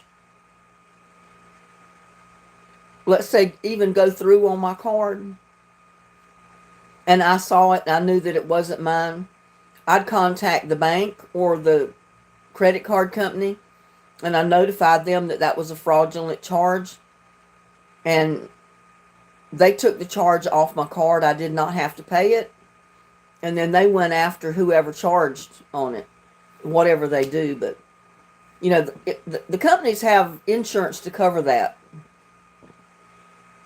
but you do have to catch it and notify them that it's a fraudulent charge.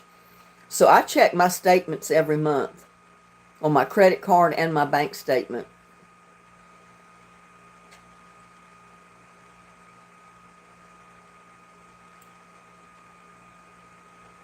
You bought a car in 2008 for $2,100 on a credit card. Well, I'm not saying I wouldn't. I mean, if it came down to, that's the only way I could get it, I would. But I've never done it. And I certainly wouldn't pay for a $9,000 car on a credit card. I mean, if they couldn't finance it for me, then forget it.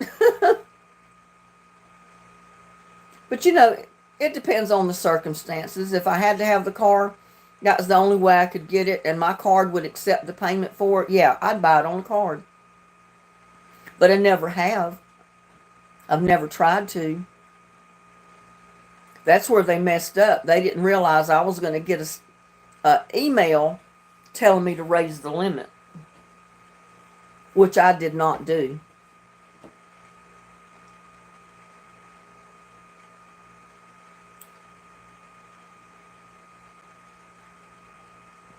Yep, love and protect yourself. You got to. There's so many scammers out there. It's unreal. I get people sending me letters almost every other day wanting to buy my property, my house I'm living in.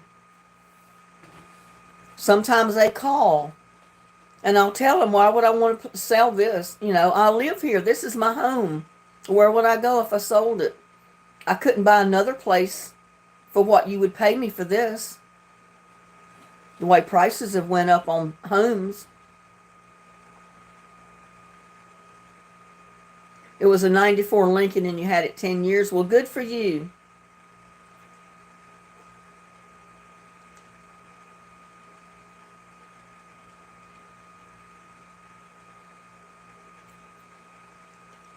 Yeah, it's so dry and dusty now. And especially with them running that backhoe over there yesterday. And I can't see anything they did with that backhoe except push boulders from the backyard of the new house right across the property line, right barely on the other lot behind them. And I said, that's what they were doing over here on my side.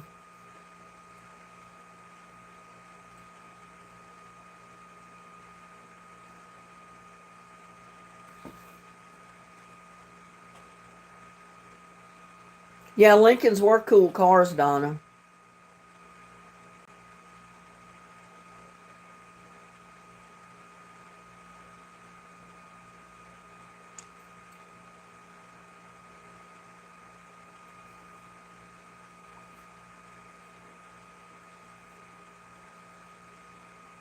I might cook later on today and I'll make a video with it, I think. As long as it stays quiet, because they're not working over there today, and I wasn't sure if they would or not. Sometimes they don't work on Friday, but yet they work on Saturday. Sometimes they don't work on Friday or Saturday, but yet they're working on Sunday. You never know. Until all of a sudden, at the crack of dawn, you're woke up by hammering or something running over there. It's like an alarm clock going off. And with me, I just as well get up because I can't go back to sleep listening to it all, so I get up. And I got my yard mowed yesterday.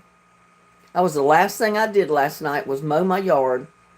And I've got very little of it left, and that's basically back here in front of the shed, because I got it all back behind it weed-eated the day before. So it'll only take me a few minutes to get out there and finish that. It's not much grass anyway. It's mostly that old wiregrass stuff.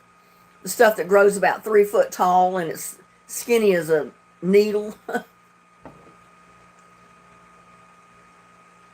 Yeah, they're large cars. I used to have a 1978 Ford LTD. I don't know if you're familiar with that.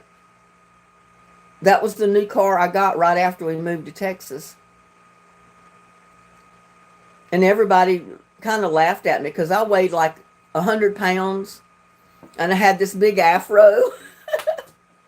And I was in this great big car. I looked like a kid driving this big old car around town. Everybody called it a tuna boat. And I got pulled over left and right. Cops were always pulling me over to check my driver's license, check my insurance, my registration. That was before the stickers went on the windshield like they are now. And I guess it was because I didn't fit the car. The car was too big for me. It was funny in a way. Because usually they'd stop me, check it all, and then let me go. They didn't give me a ticket or anything. And then some of my friends said, when are you going to get a car that's your size? That car's too big. It's just a great big old tuna boat. I said, I know. So when I got rid of that, I got I think that's when I first got my first Cavalier. A smaller car. And the car I'm driving now looks like a big car, but really it's not any bigger than my Cavalier was. It's just a little higher up off the ground. Because the Cavalier is built kind of like a race car. It's kind of low. Almost like a Corvette. And your seat sits real low in the car. And it really aggravated my back. The car I got now doesn't bother my back to sit in the seat. Before the Lincoln, you had an 86 Mercury Grand Marquis.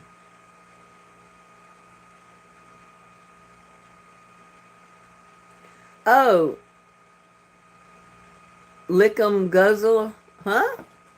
Says, I've been a fan of your content for months. May I count every single wrinkle on your... What?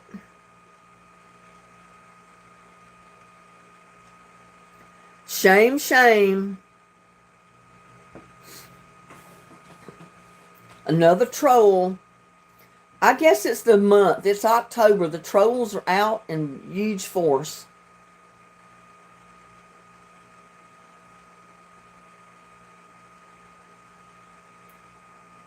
Yeah, I'd never be able to mow my yard without that lawnmower. It's so much easier to use than a regular mower, especially in these rocks.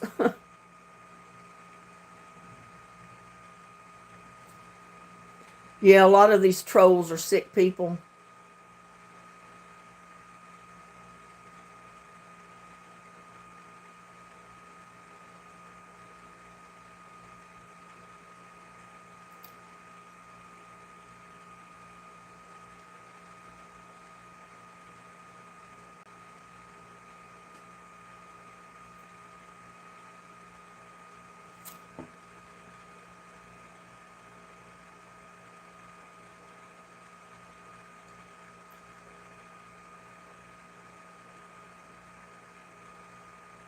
Yeah, there's all kind of weirdos out there. That's why we have moderators. Because I can't usually see all of them, so... Especially if I'm doing anything in the video. I can't see some of these comments. They get by me, so... The moderators will take them out, though.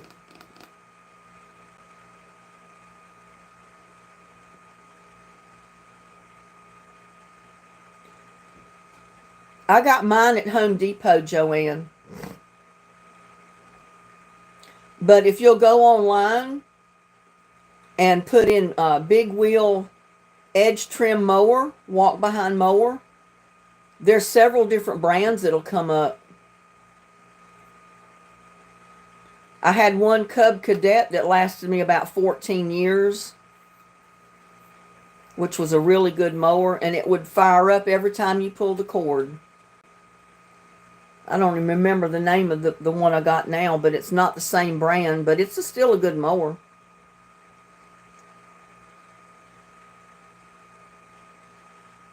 And there's Harris. Yo, Harris. Welcome to our chat.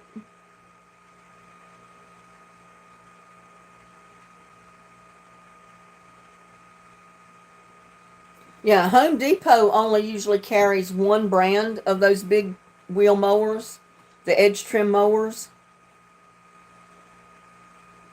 The first one I got was at Home Depot, the Cub Cadet. And then when I bought this new one that I got now, well, it's not new now, but when I got it new, I also got it at Home Depot. So if you got a Home Depot in your town, you might want to check out Home Depot.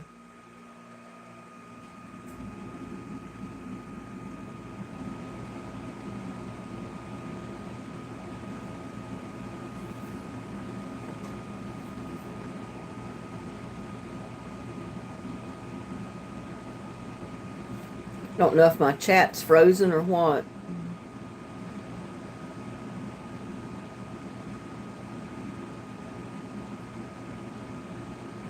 Oh, that's right. I haven't seen Wilson in chat today. But you know, he said he was off of oxygen and everything. He was awake and he was feeling fine. So I'm assuming that his uncle is on the road to recovery.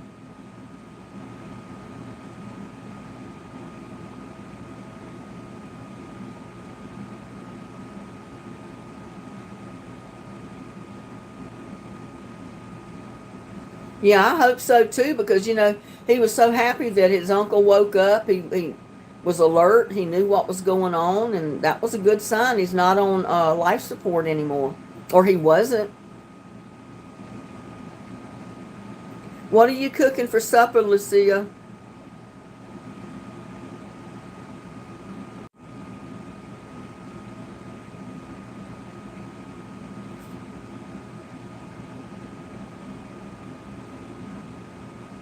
I've been having the biggest problem with my internet here lately. It keeps dropping the internet and then it reconnects immediately.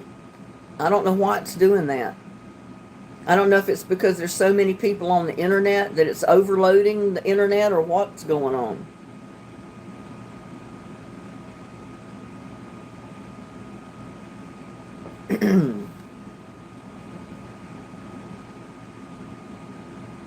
Yeah, maybe he's just fishing. Hopefully.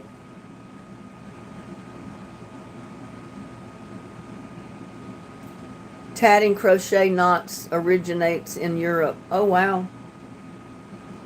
My mom could make all kind of designs with crocheting thread. You know, she knew how to make the little flowers and the I don't know what they're called, the little knots where you twist it around the needle and put it through and it makes a little knot, almost like a embroidery knot.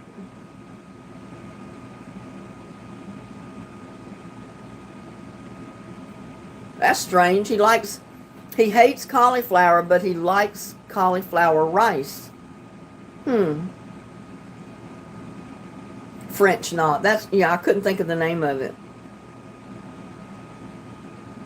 One pot meal, ground beef with onion, fresh garlic, and jalapenos with tomato sauce. That sounds good. You call it caldo?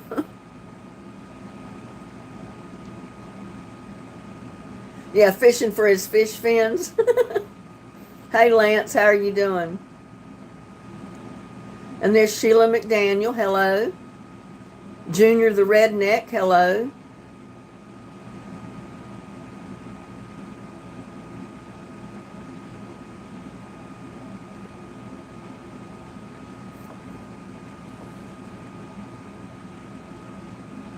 You're looking up left-handed knitting on Google. I never thought to do that.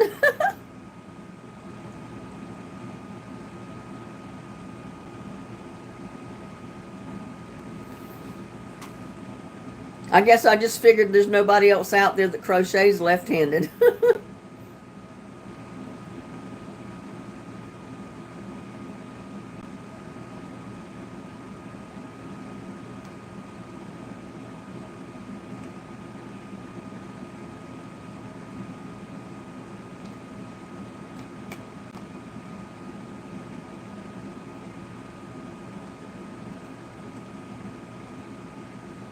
They didn't have Google when I taught myself. Yeah, they didn't have Google back then when I was a girl growing up either, when I tried to teach myself a few of the stitches. I try to remember what my mom said about what to do, and then I just kind of flipped it and went through trial and error. And I'd crochet a little bit and I'd pull out a lot of stuff and then I'd start over. I started over millions of times before I could ever get it halfway right.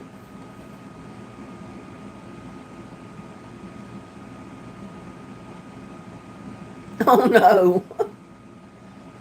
Your mom didn't have patience for needlecraft. If she had a needle in her hand, she'd stab your father. Oh no, that's bad.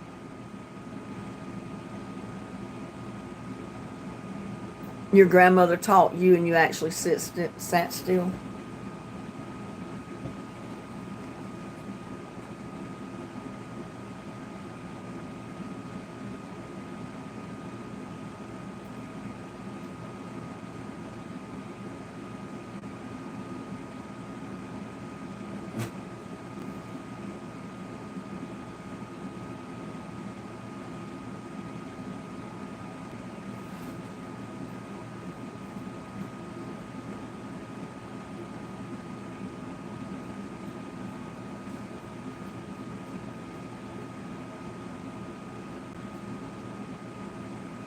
You taught yourself how to crochet and read directions.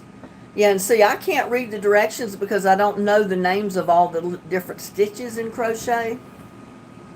So I just had to close it up and forget about it. I couldn't read it. I didn't know what they were talking about. Now, the double crochet or the chain stitch, that was the simplest things. So I knew what they were talking about. But when they said all these other fancy stitches, forget it.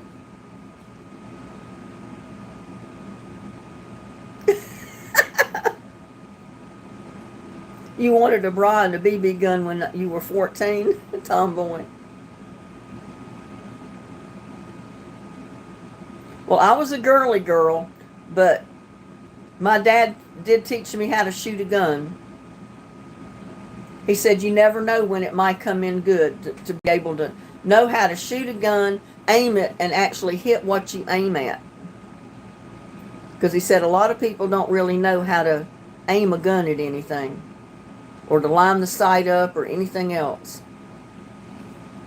So I had a good teacher where that was concerned. Ian, how much you weigh? Well, how much do you weigh?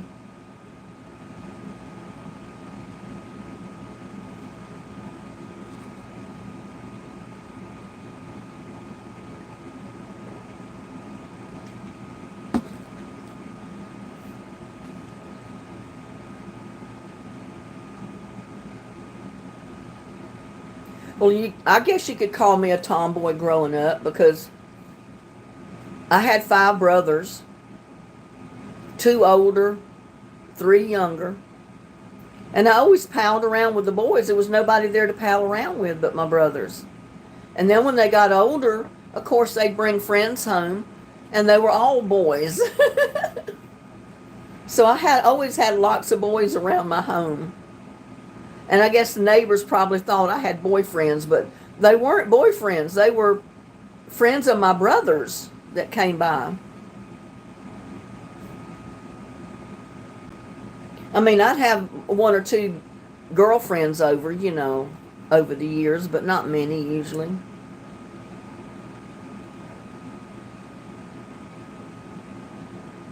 You weigh 147. Well, it'd be nice if I weighed 147. But I do weigh a few pounds more than that, unfortunately.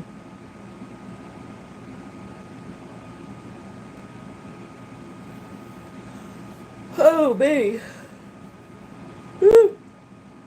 I'm sorry, y'all, but I've sat here and got relaxed. I've been talking to y'all. Calm down and see what calming down does. It makes me sleepy. Your daddy always treated you like a boy more than a girl.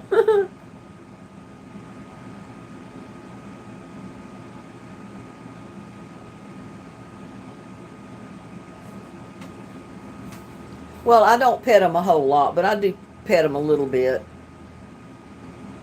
They like to be petted some.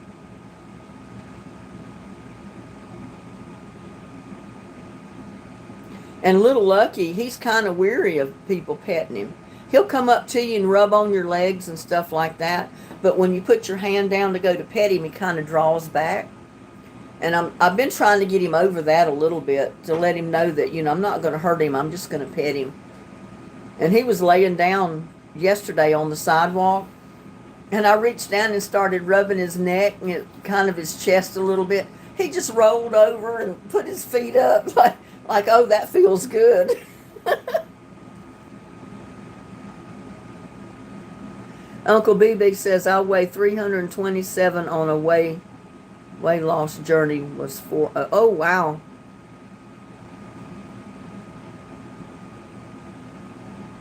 Well, good for you, Uncle BB.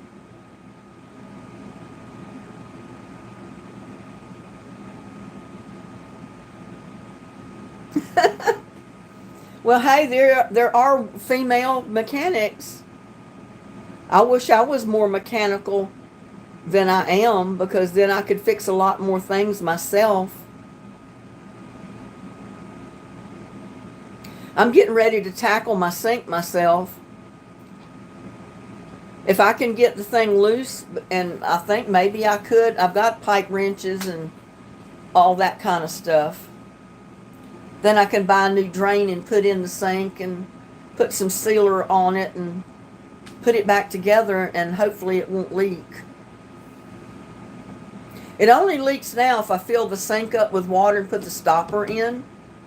It'll gradually leak out over a period of time and get the pipes wet. But if I just run water in the sink and it goes straight down the drain, it doesn't leak at all. So it's the seal that's, not sealed good anymore. But hey, it's a 50-year-old sink. You can't expect much better. Plus the house leans. It's not level. And it causes water to run to one side of the sink. And that's where it's starting to rust a little bit.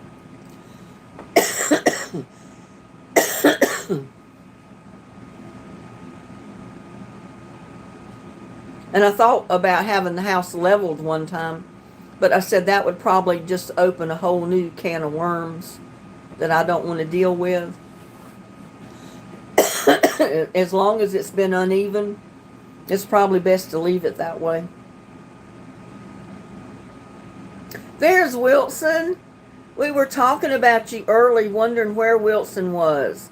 How are you doing today, Wilson? And there's Patty C. Just got home. How's your uncle, Wilson? Is he still doing okay?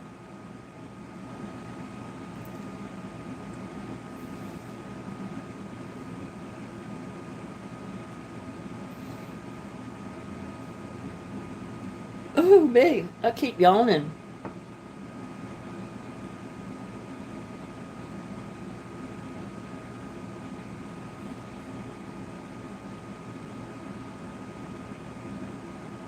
Oh, yes. Okay, well, good. Good deal.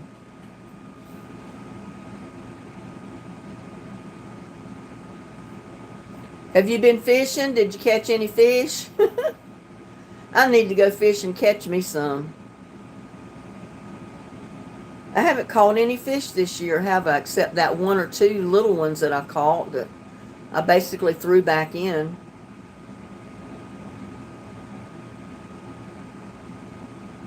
I moved out of my begotten.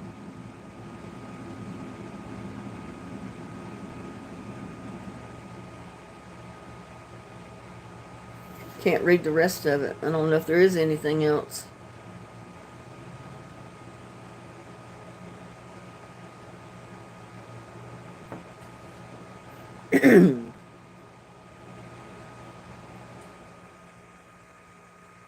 He is getting out in a few days. Oh, wow. Fantastic.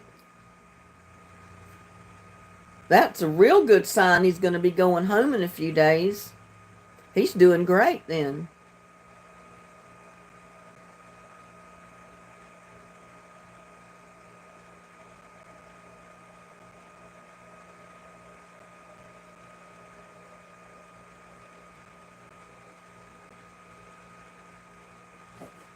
Oh, I see.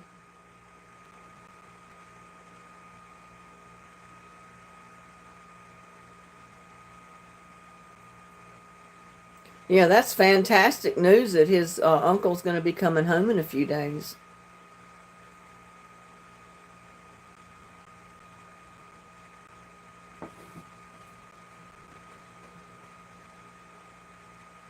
Yeah, that's got to be terrible, Patty.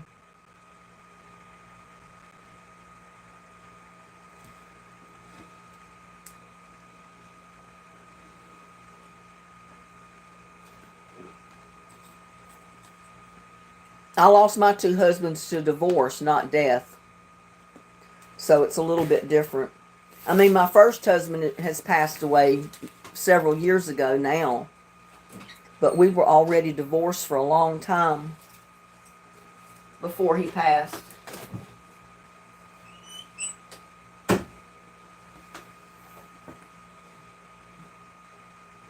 40 years of sleeping with him was just like a kid, just a kid. Yeah, that's a long time.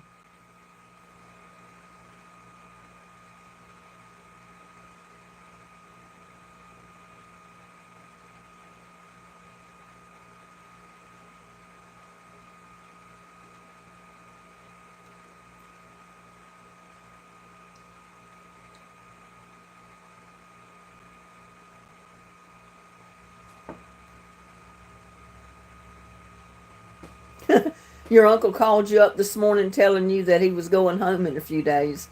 Well, I bet that he's happy to hear that himself.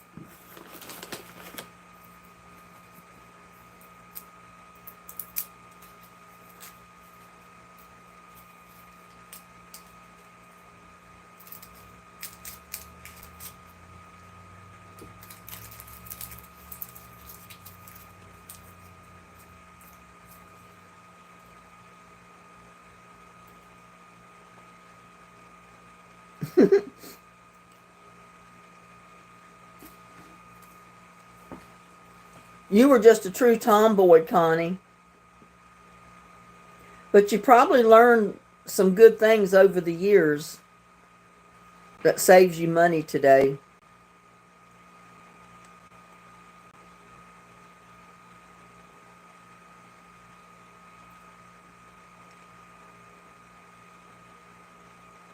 Uncle BB says my mom tried divorce, he wouldn't leave.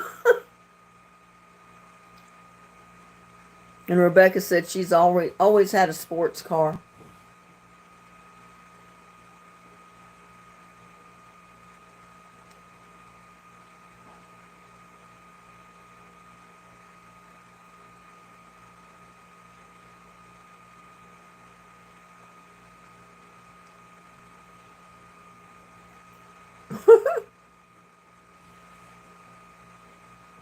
And Donna played with plastic army men, not dolls.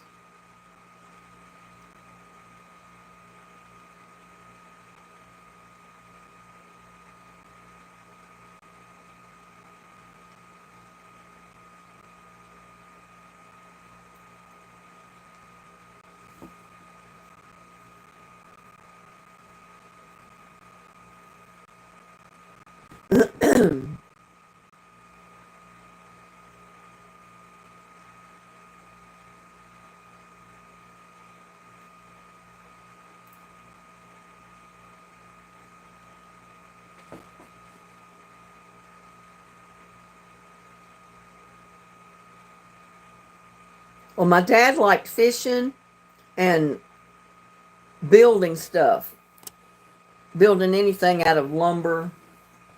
And I liked all that kind of stuff too. And I guess that's one reason I was able to make my little cabinet that I've got in the kitchen here, that day. And I got another one I want to make because I've got like a cart shelf thing. It's on wheels that I want to get rid of, but I want to replace it with a cabinet the same color as the other cabinet that I made. But I want to make it a little bit bigger with shelves at the top for my can jar, for canning, to put can jars on. But I don't know when I'll ever do that or if I will get it done. Who wants chicken backs and fried salt pork? You gonna make me hungry now.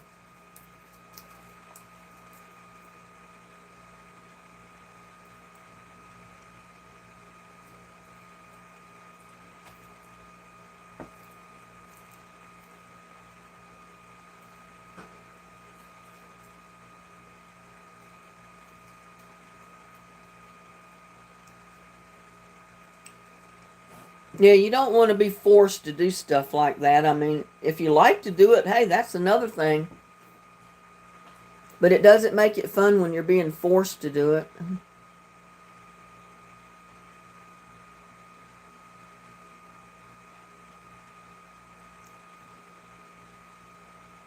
Well, I wasn't alive during the war, if you're talking about World War II. My parents were. And I do remember powdered eggs, though.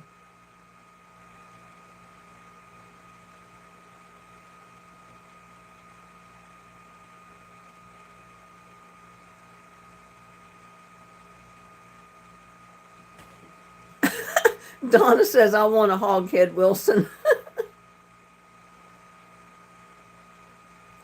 Tonight, Wilson's making poor man's soup. Well, I bet that'll be good.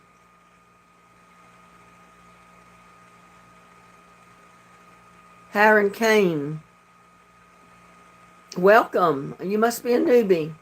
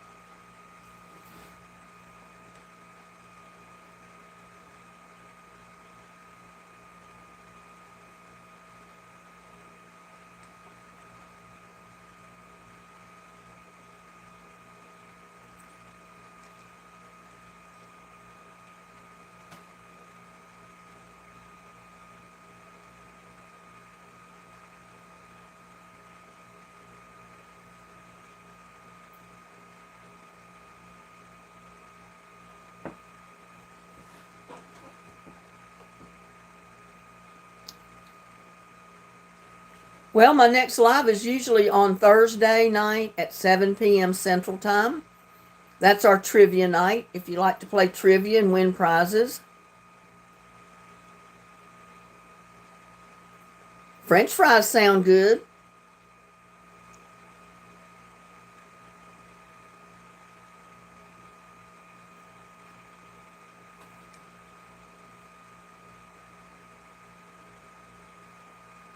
Yeah, I usually have a live on Sunday afternoon at 3 p.m. Central, and then Thursday night at 7 p.m. Central.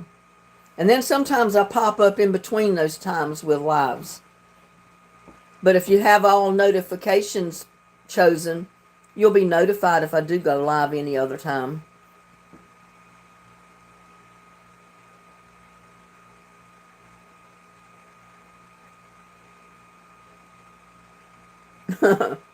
I bet, Rebecca, if your mom made clothes for your dolls and made them for your friends too.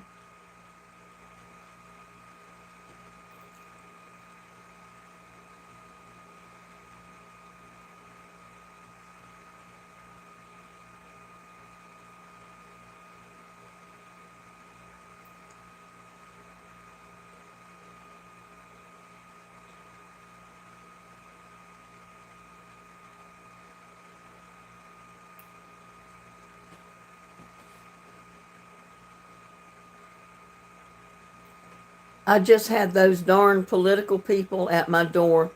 I live in a park with no solicitors, but I guess they are allowed.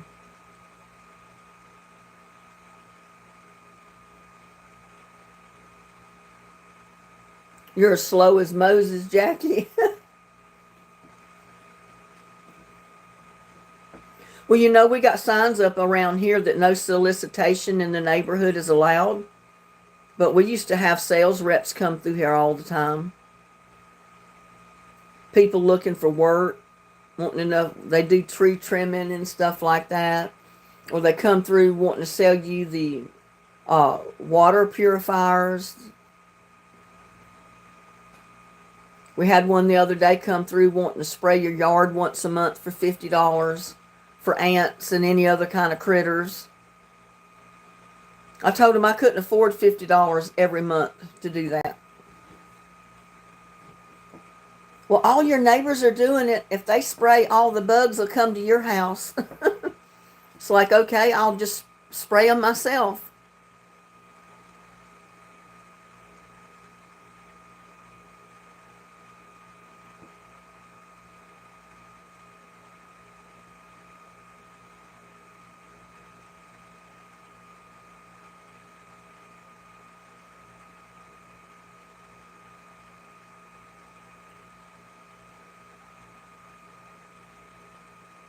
Good for you, Connie. Tile and Barbie clothes.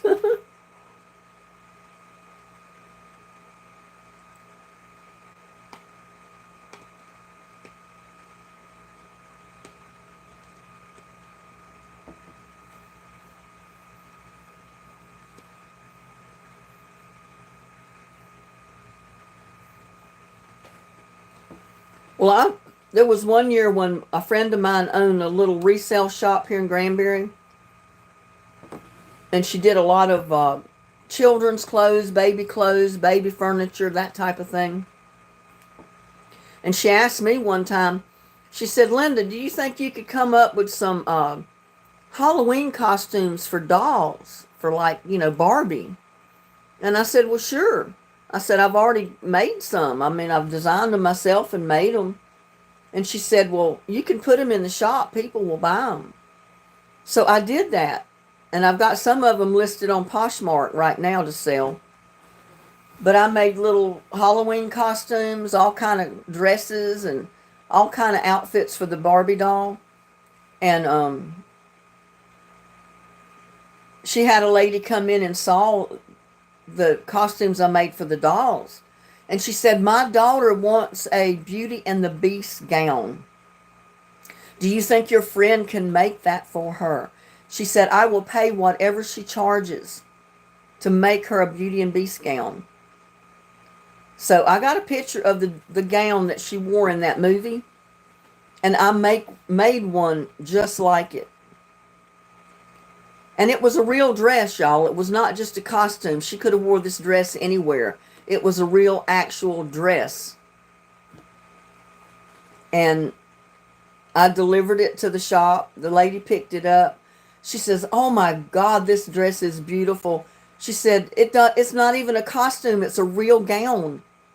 And she said, she should have charged more for this. But I was glad to do it. And that little girl, they said she was just ecstatic when she saw her Beauty and the Beast gown. She was the happiest little girl in the world when she got that gown.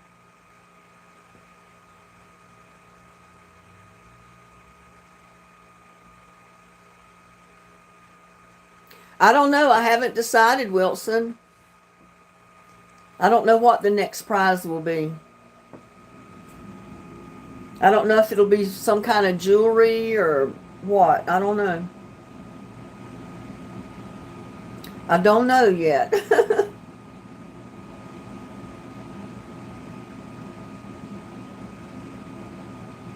Oh, and I did make a costume for a grown person one time. It was what do you call it? Now I can't think of the name of it. But once in a while you'll see these people outside of a business dressed in a costume advertising the business. And they wanted me to make an outfit. An iguana is what it was. Iguana. Because it was this nightclub that served iguana drinks. And they asked me, they said, do you think you could come up with a costume for this guy that works here to wear to advertise the club? And I said, sure.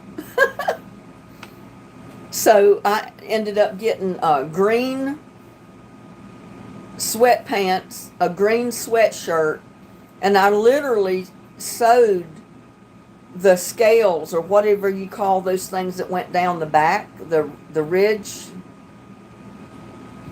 the humps, I don't know what, and the tail and everything onto the shirt, the back of the shirt and the head. I came up with the headpiece for the iguana, the mouth, the tongue hanging out, everything. But it was so funny because the owner of the business was talking about him having to wear that. He said, I'm not going to wear nothing like that.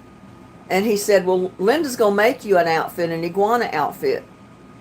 And he looked at me and he didn't think I could do it. So he bet me, or he dared me.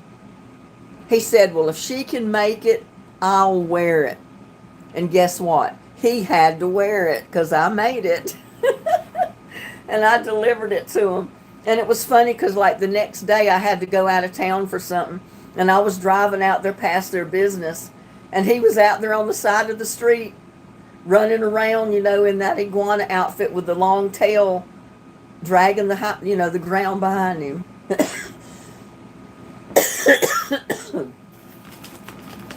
It was fun. But it was so funny because he didn't think he was going to have to wear it because he had no idea I'd be able to make it.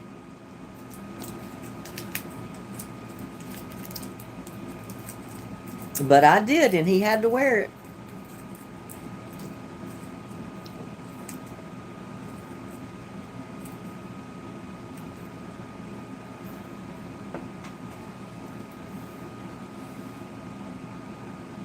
Well, Sheila McDaniel, you and Connie both, I'm sorry either one of you had to go through that. But you probably learned a lot of useful things on the way of all that turmoil and commotion.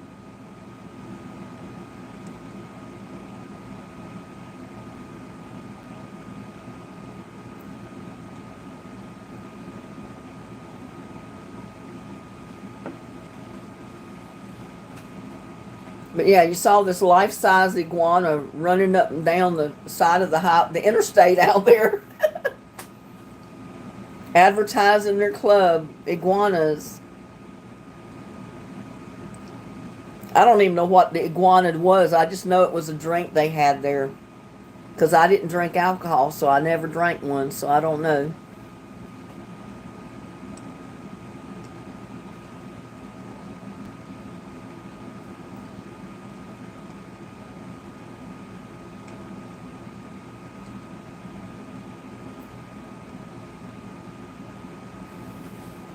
Well, my daughter wanted a clown costume for Halloween one year, and I couldn't afford to buy one.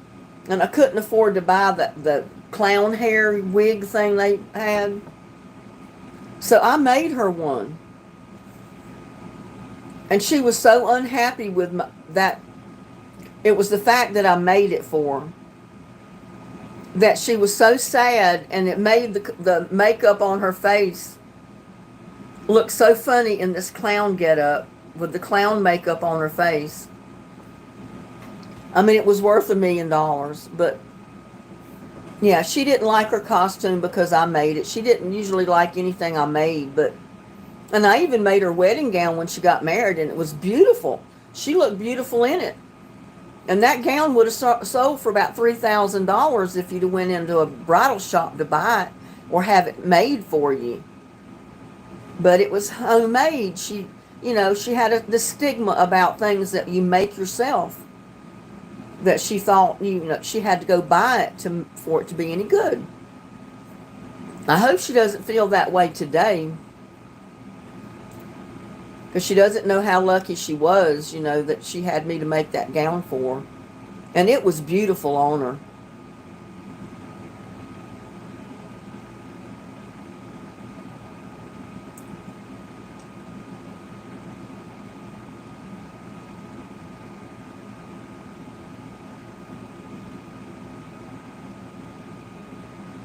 Sheila says here, I am taking care of that man for the last 12 years who I actually did not like. So sorry, Sheila.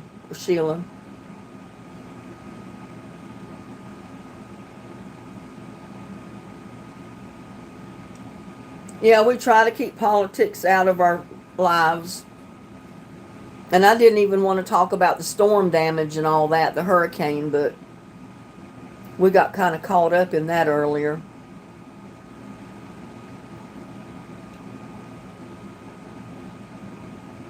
We try to keep our chats on the up, happy, cheerful note, or try to anyway.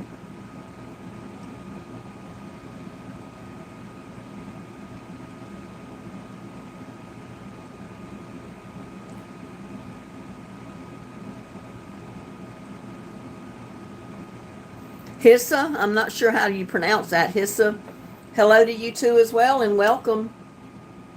Welcome to our live chat.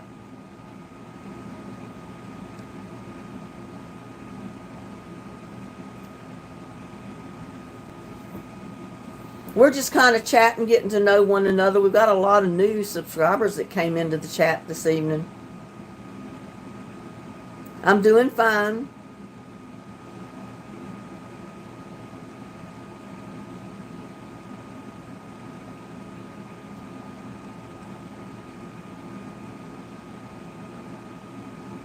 Oh no.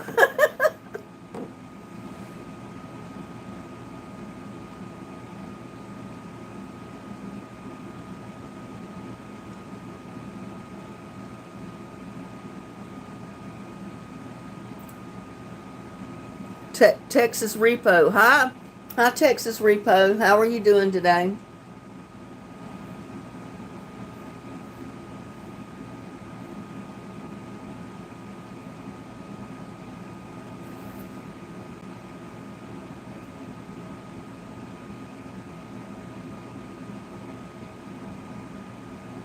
There you go, Connie. Yeah, that's what you have to do. You got to forgive and move on, because if you dwell on that kind of stuff, it will ruin you. You hurt yourself by keeping it, you know. You got to let it go.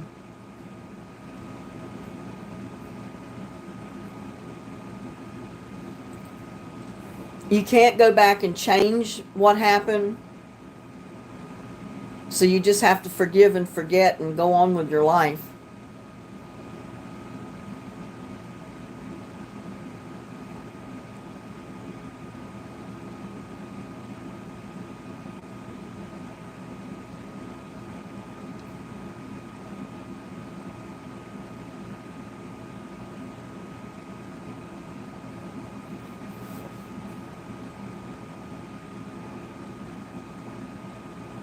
Yep, exactly, Donna. You hurt yourself by keeping it and letting it fester all those years. Just let it go. Put it aside and move on with your life. That is the best thing to do.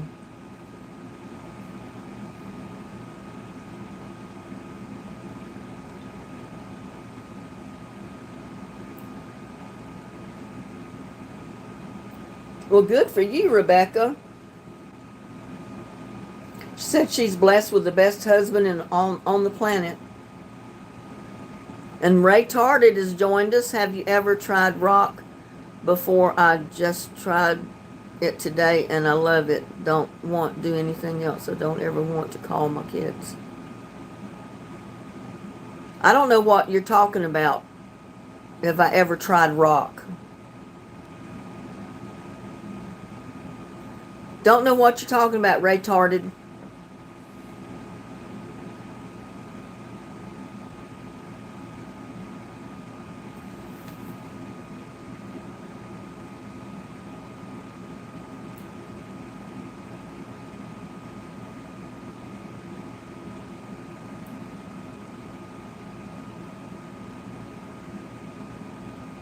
That's what I want to know. I don't know what they're talking about. Have I ever tried rock?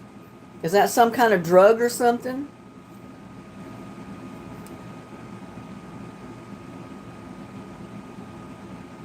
I don't know what you're talking about. So if I don't know what you're talking about, I definitely have never tried it.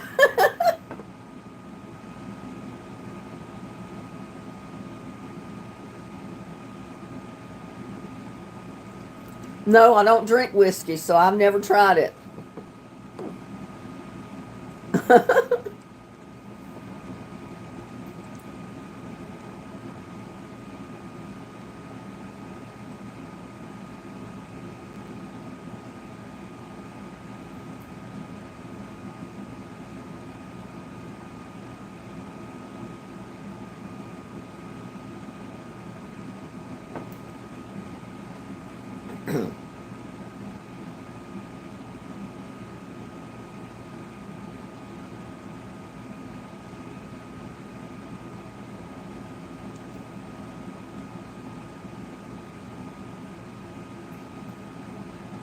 I got tons of rocks in my yard, Jackie, but they're not whiskey.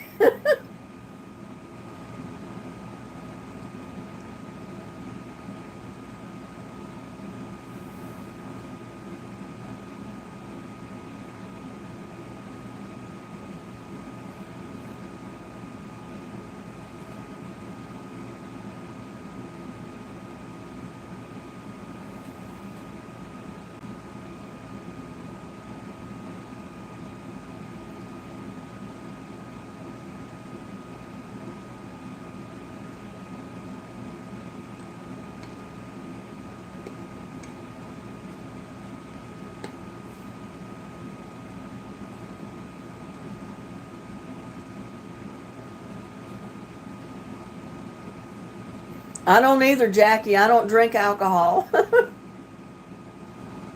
So I don't know anything about the different drinks.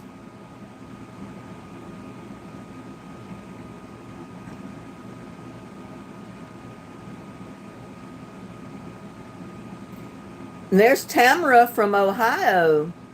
Iowa, I mean. Tender dry here. Rain is almost 40 days. Yeah, it's dry here too. It's dusty again.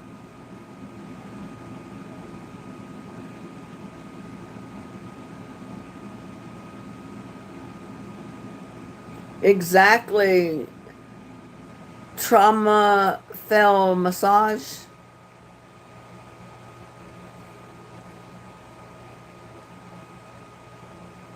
Never seen that name up before.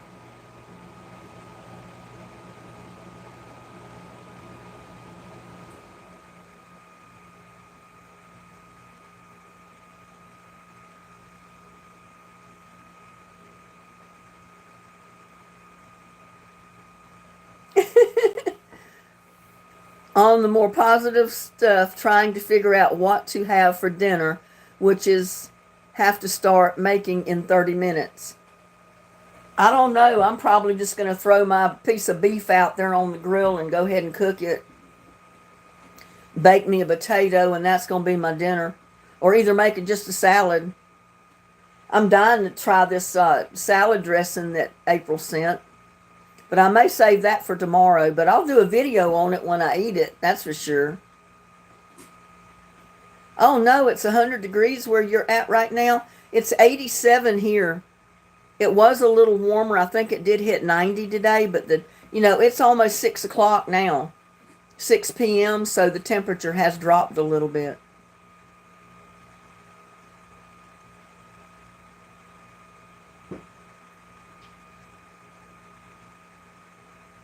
How about Lone Star beer? I have drank a beer, but one is all I ever drank, and that was usually if we went out on the lake in the boat with my son, and he'd have beer in the cooler, and he'd offer me a beer to drink with him, and sometimes I would drink just one. Sometimes I wouldn't drink even that. I'd drink a Coke or some water because I don't really like beer. I'm just not an alcohol drinker. Yeah, and I haven't even touched a can of beer in so many years, it's ridiculous. Because we don't go out on the boat anymore. My son works too much, so he sold his boat. He works too much, he doesn't get a chance to go fishing or go on the lake anymore. He's either working or on call. So,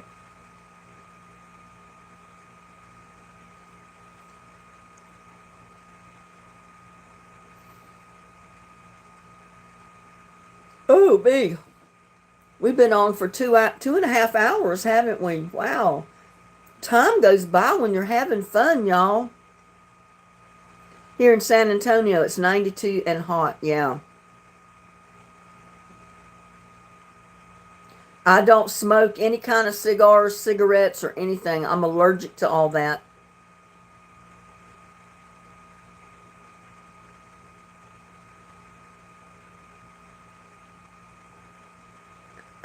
Donna, alcohol gave her wings to fly, then took away the sky. Oh, wow.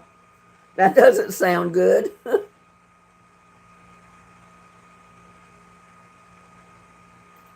Yeah, alcohol and season. Well, we didn't get drunk. I mean, I drank one can of beer. That was it. That was my limit. I never drank any more than that. Because, like I said, I don't really even like it. But I drank one with my son. And he didn't get drunk. I mean, he drank one or two, and, that's all.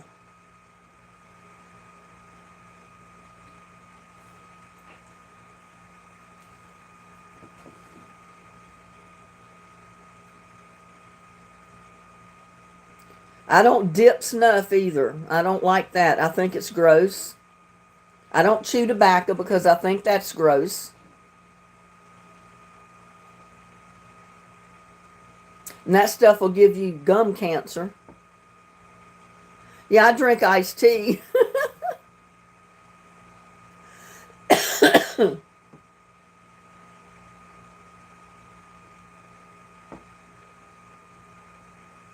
Do you like BBC? What is BBC? I first thought that might have been barbecue, but it's BBC. I don't know what that is down the line. So I don't know how to answer that. I don't know what BBC is.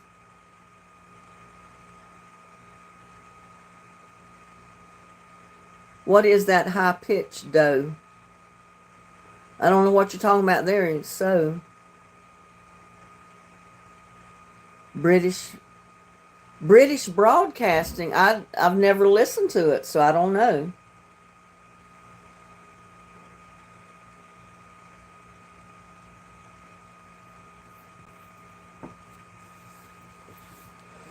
Oh me. Oh, I can't stop yawning, y'all. See, you're helped me. You've helped me relax. That's why I get sleepy. I'm relaxed.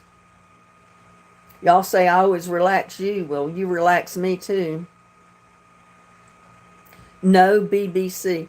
I don't know what you're talking about. You'll have to tell me what BBC is.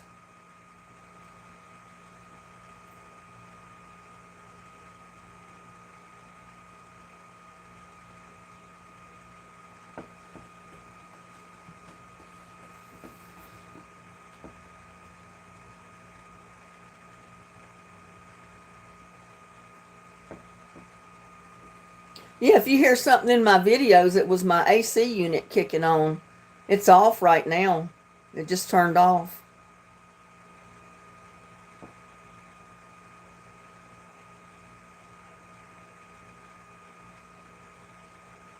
Yeah, I know it used to be a craze, and there's some young people out here that do, but I think it's gross. I mean, and you run the risk of having gum cancer if you do that.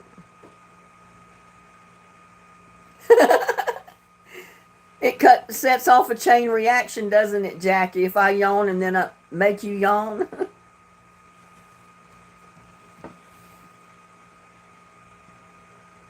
I've been crafting making Mr. and Mrs. Scarecrow out of terracotta pots. Oh, I bet they're cute.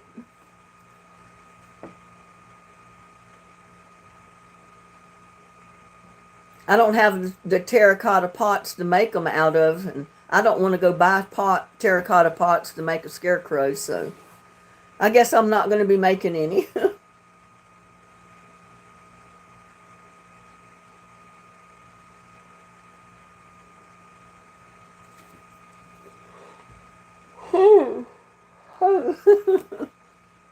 Can't stop yawning, y'all.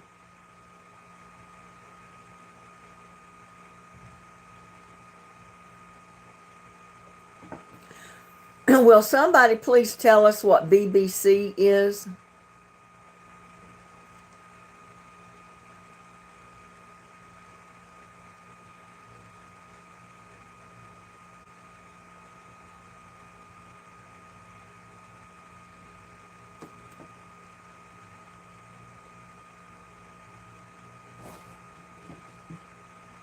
No, I don't, Wilson.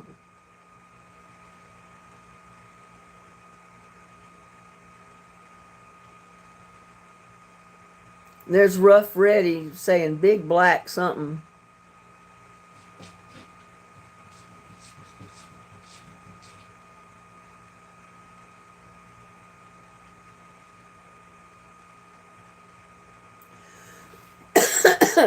We're not going to get political on my live. But I don't like Biden for sure, so. And little buddy's going to scratch the doorway if I don't open it. Oh.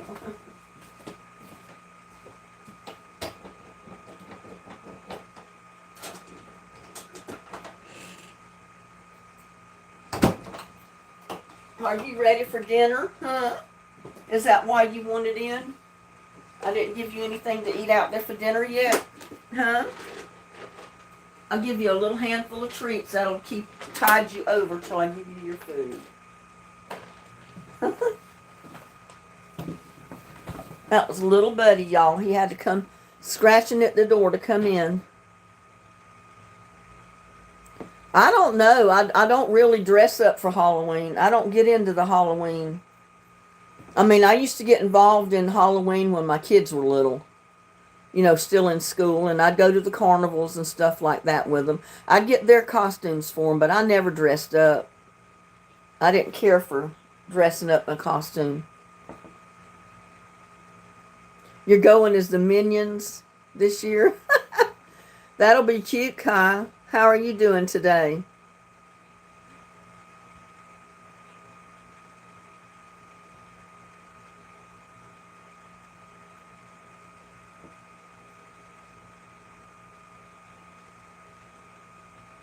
Well, good. You're doing wonderful. I'm glad to hear that. Couldn't find a mouse. I'm doing great.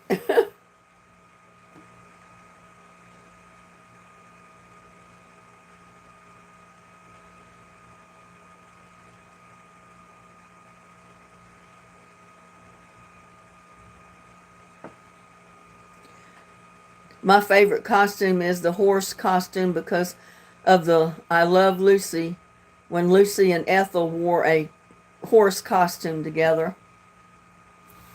I probably saw that.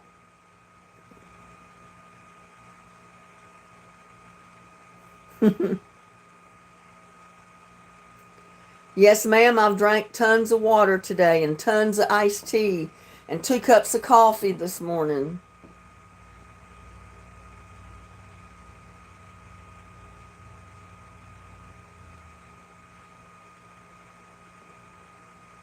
Yeah, never enough. This looks like a Diddy party. Well, I don't know what a Diddy party is, but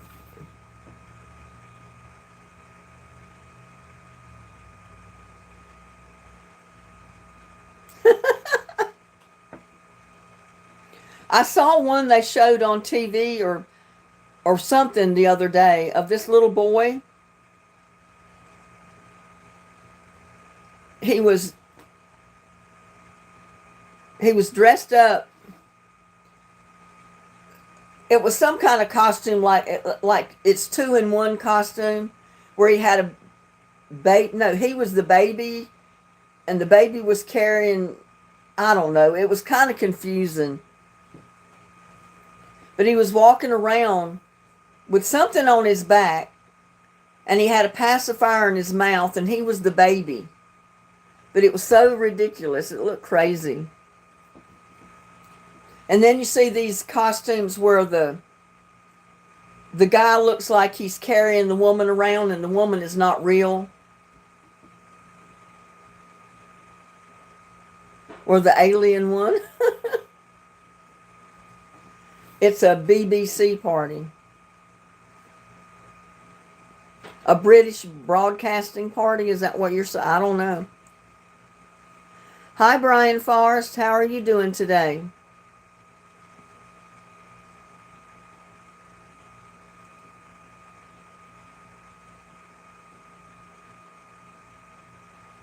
I'm doing great.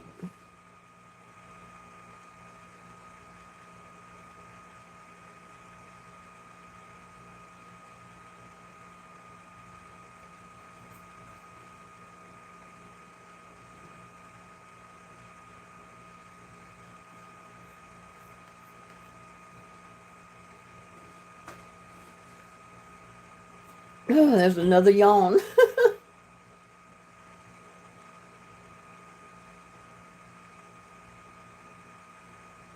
Yeah, that is cute. Dogs carrying packages.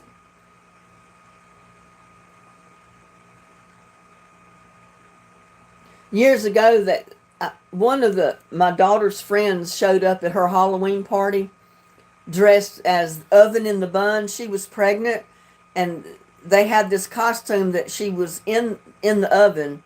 You know, and the door was open and there was a bun inside. It was really cute. Yeah, I'm fine, Paul. How are you?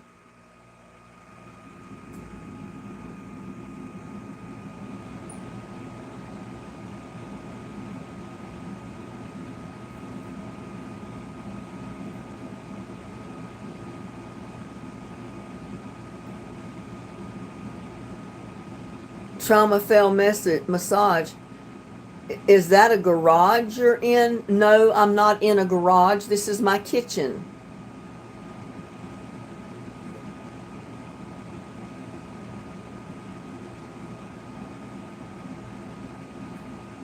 Yeah, it must be something bad. I don't have any idea what BBC is.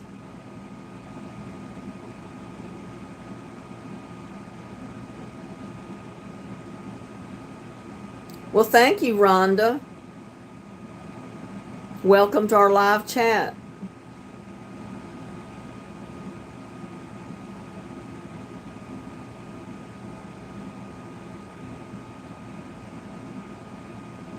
Yeah, I'm beginning to think that Down the Line is out of line myself because I don't know what he's talking about and he keeps repeating it.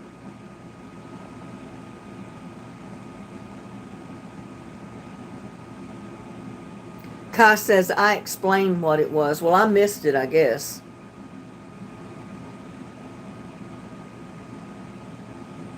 Let me go back up here and see where Kai was.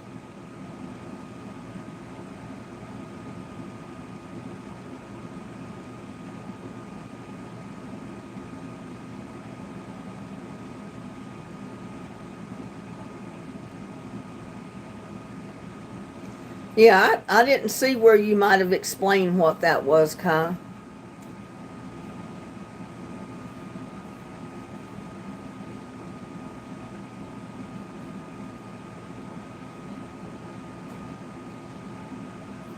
Knobs on the ceiling? You talking about the screws that hold the ceiling up? Or my light over there that's not on? I don't know what you're looking at, knobs on the ceiling. There's screws that go in the ceiling and they got little flower-like type covers that they go through.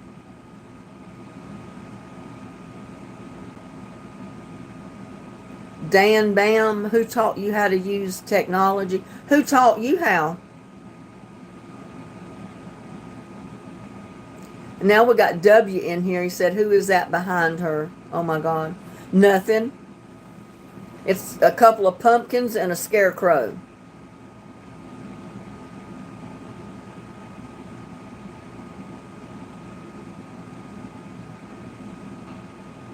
And then we got Mason, Momo, and Dog. Can you say hi, Athena?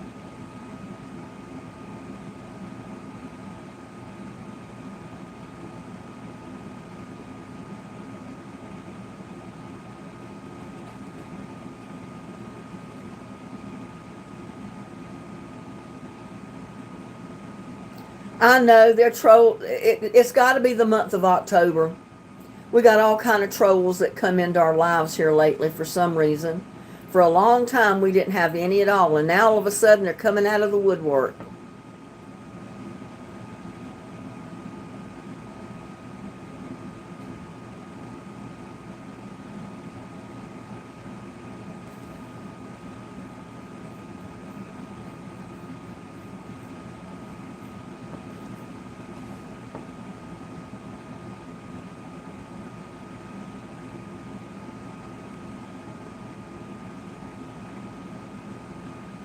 Yep, they're coming out of the woodwork. It's got to be the month of October.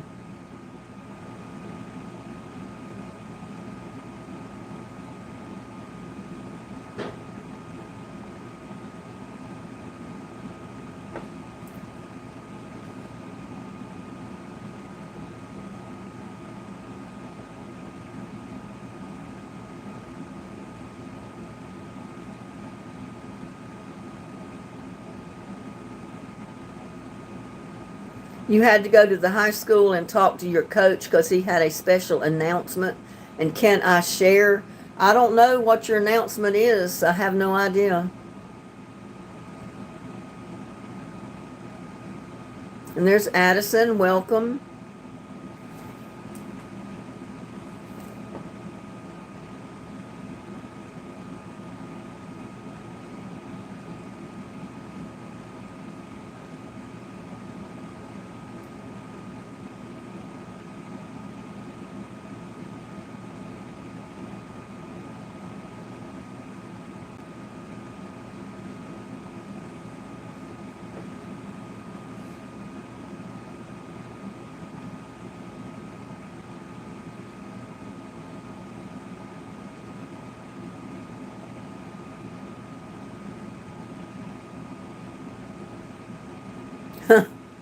I don't know anything about crystal balls, Wilson.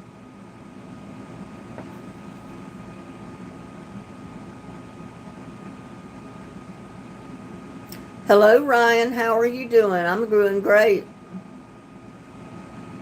You too, Rhonda.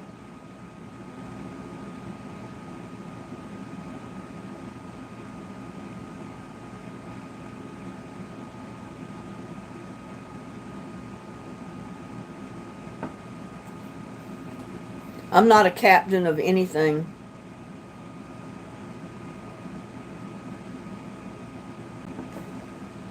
Well, y'all, we've been on here for almost 3 hours. I guess it's time to let y'all go so you can fix your dinner or whatever it is you need to do. Some of us may be fixing lunch right now. I have no idea. Depends on where you're living. If you're in Hawaii, you may be getting ready to eat lunch. If you're on the East Coast, you may have already been eating dinner. I haven't fixed dinner yet, but I'm getting ready to.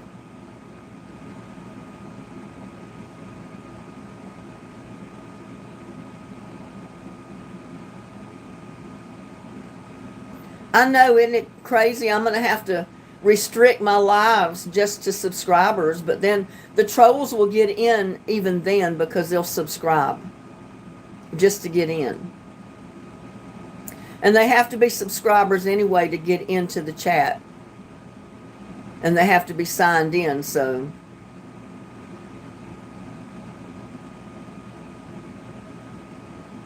Yep, bless all of you people that came into my live chat. I'll have to apologize for the trolls that come in. They have nothing better to do than to come into YouTube Live and kind of disrupt everything.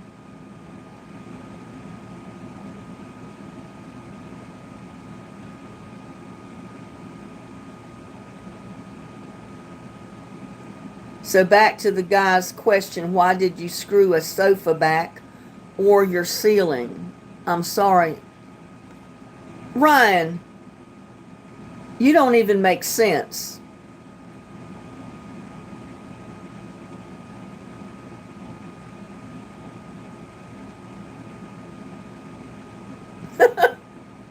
Can you believe these trolls, Anne? Oh my God, they are so ridiculous.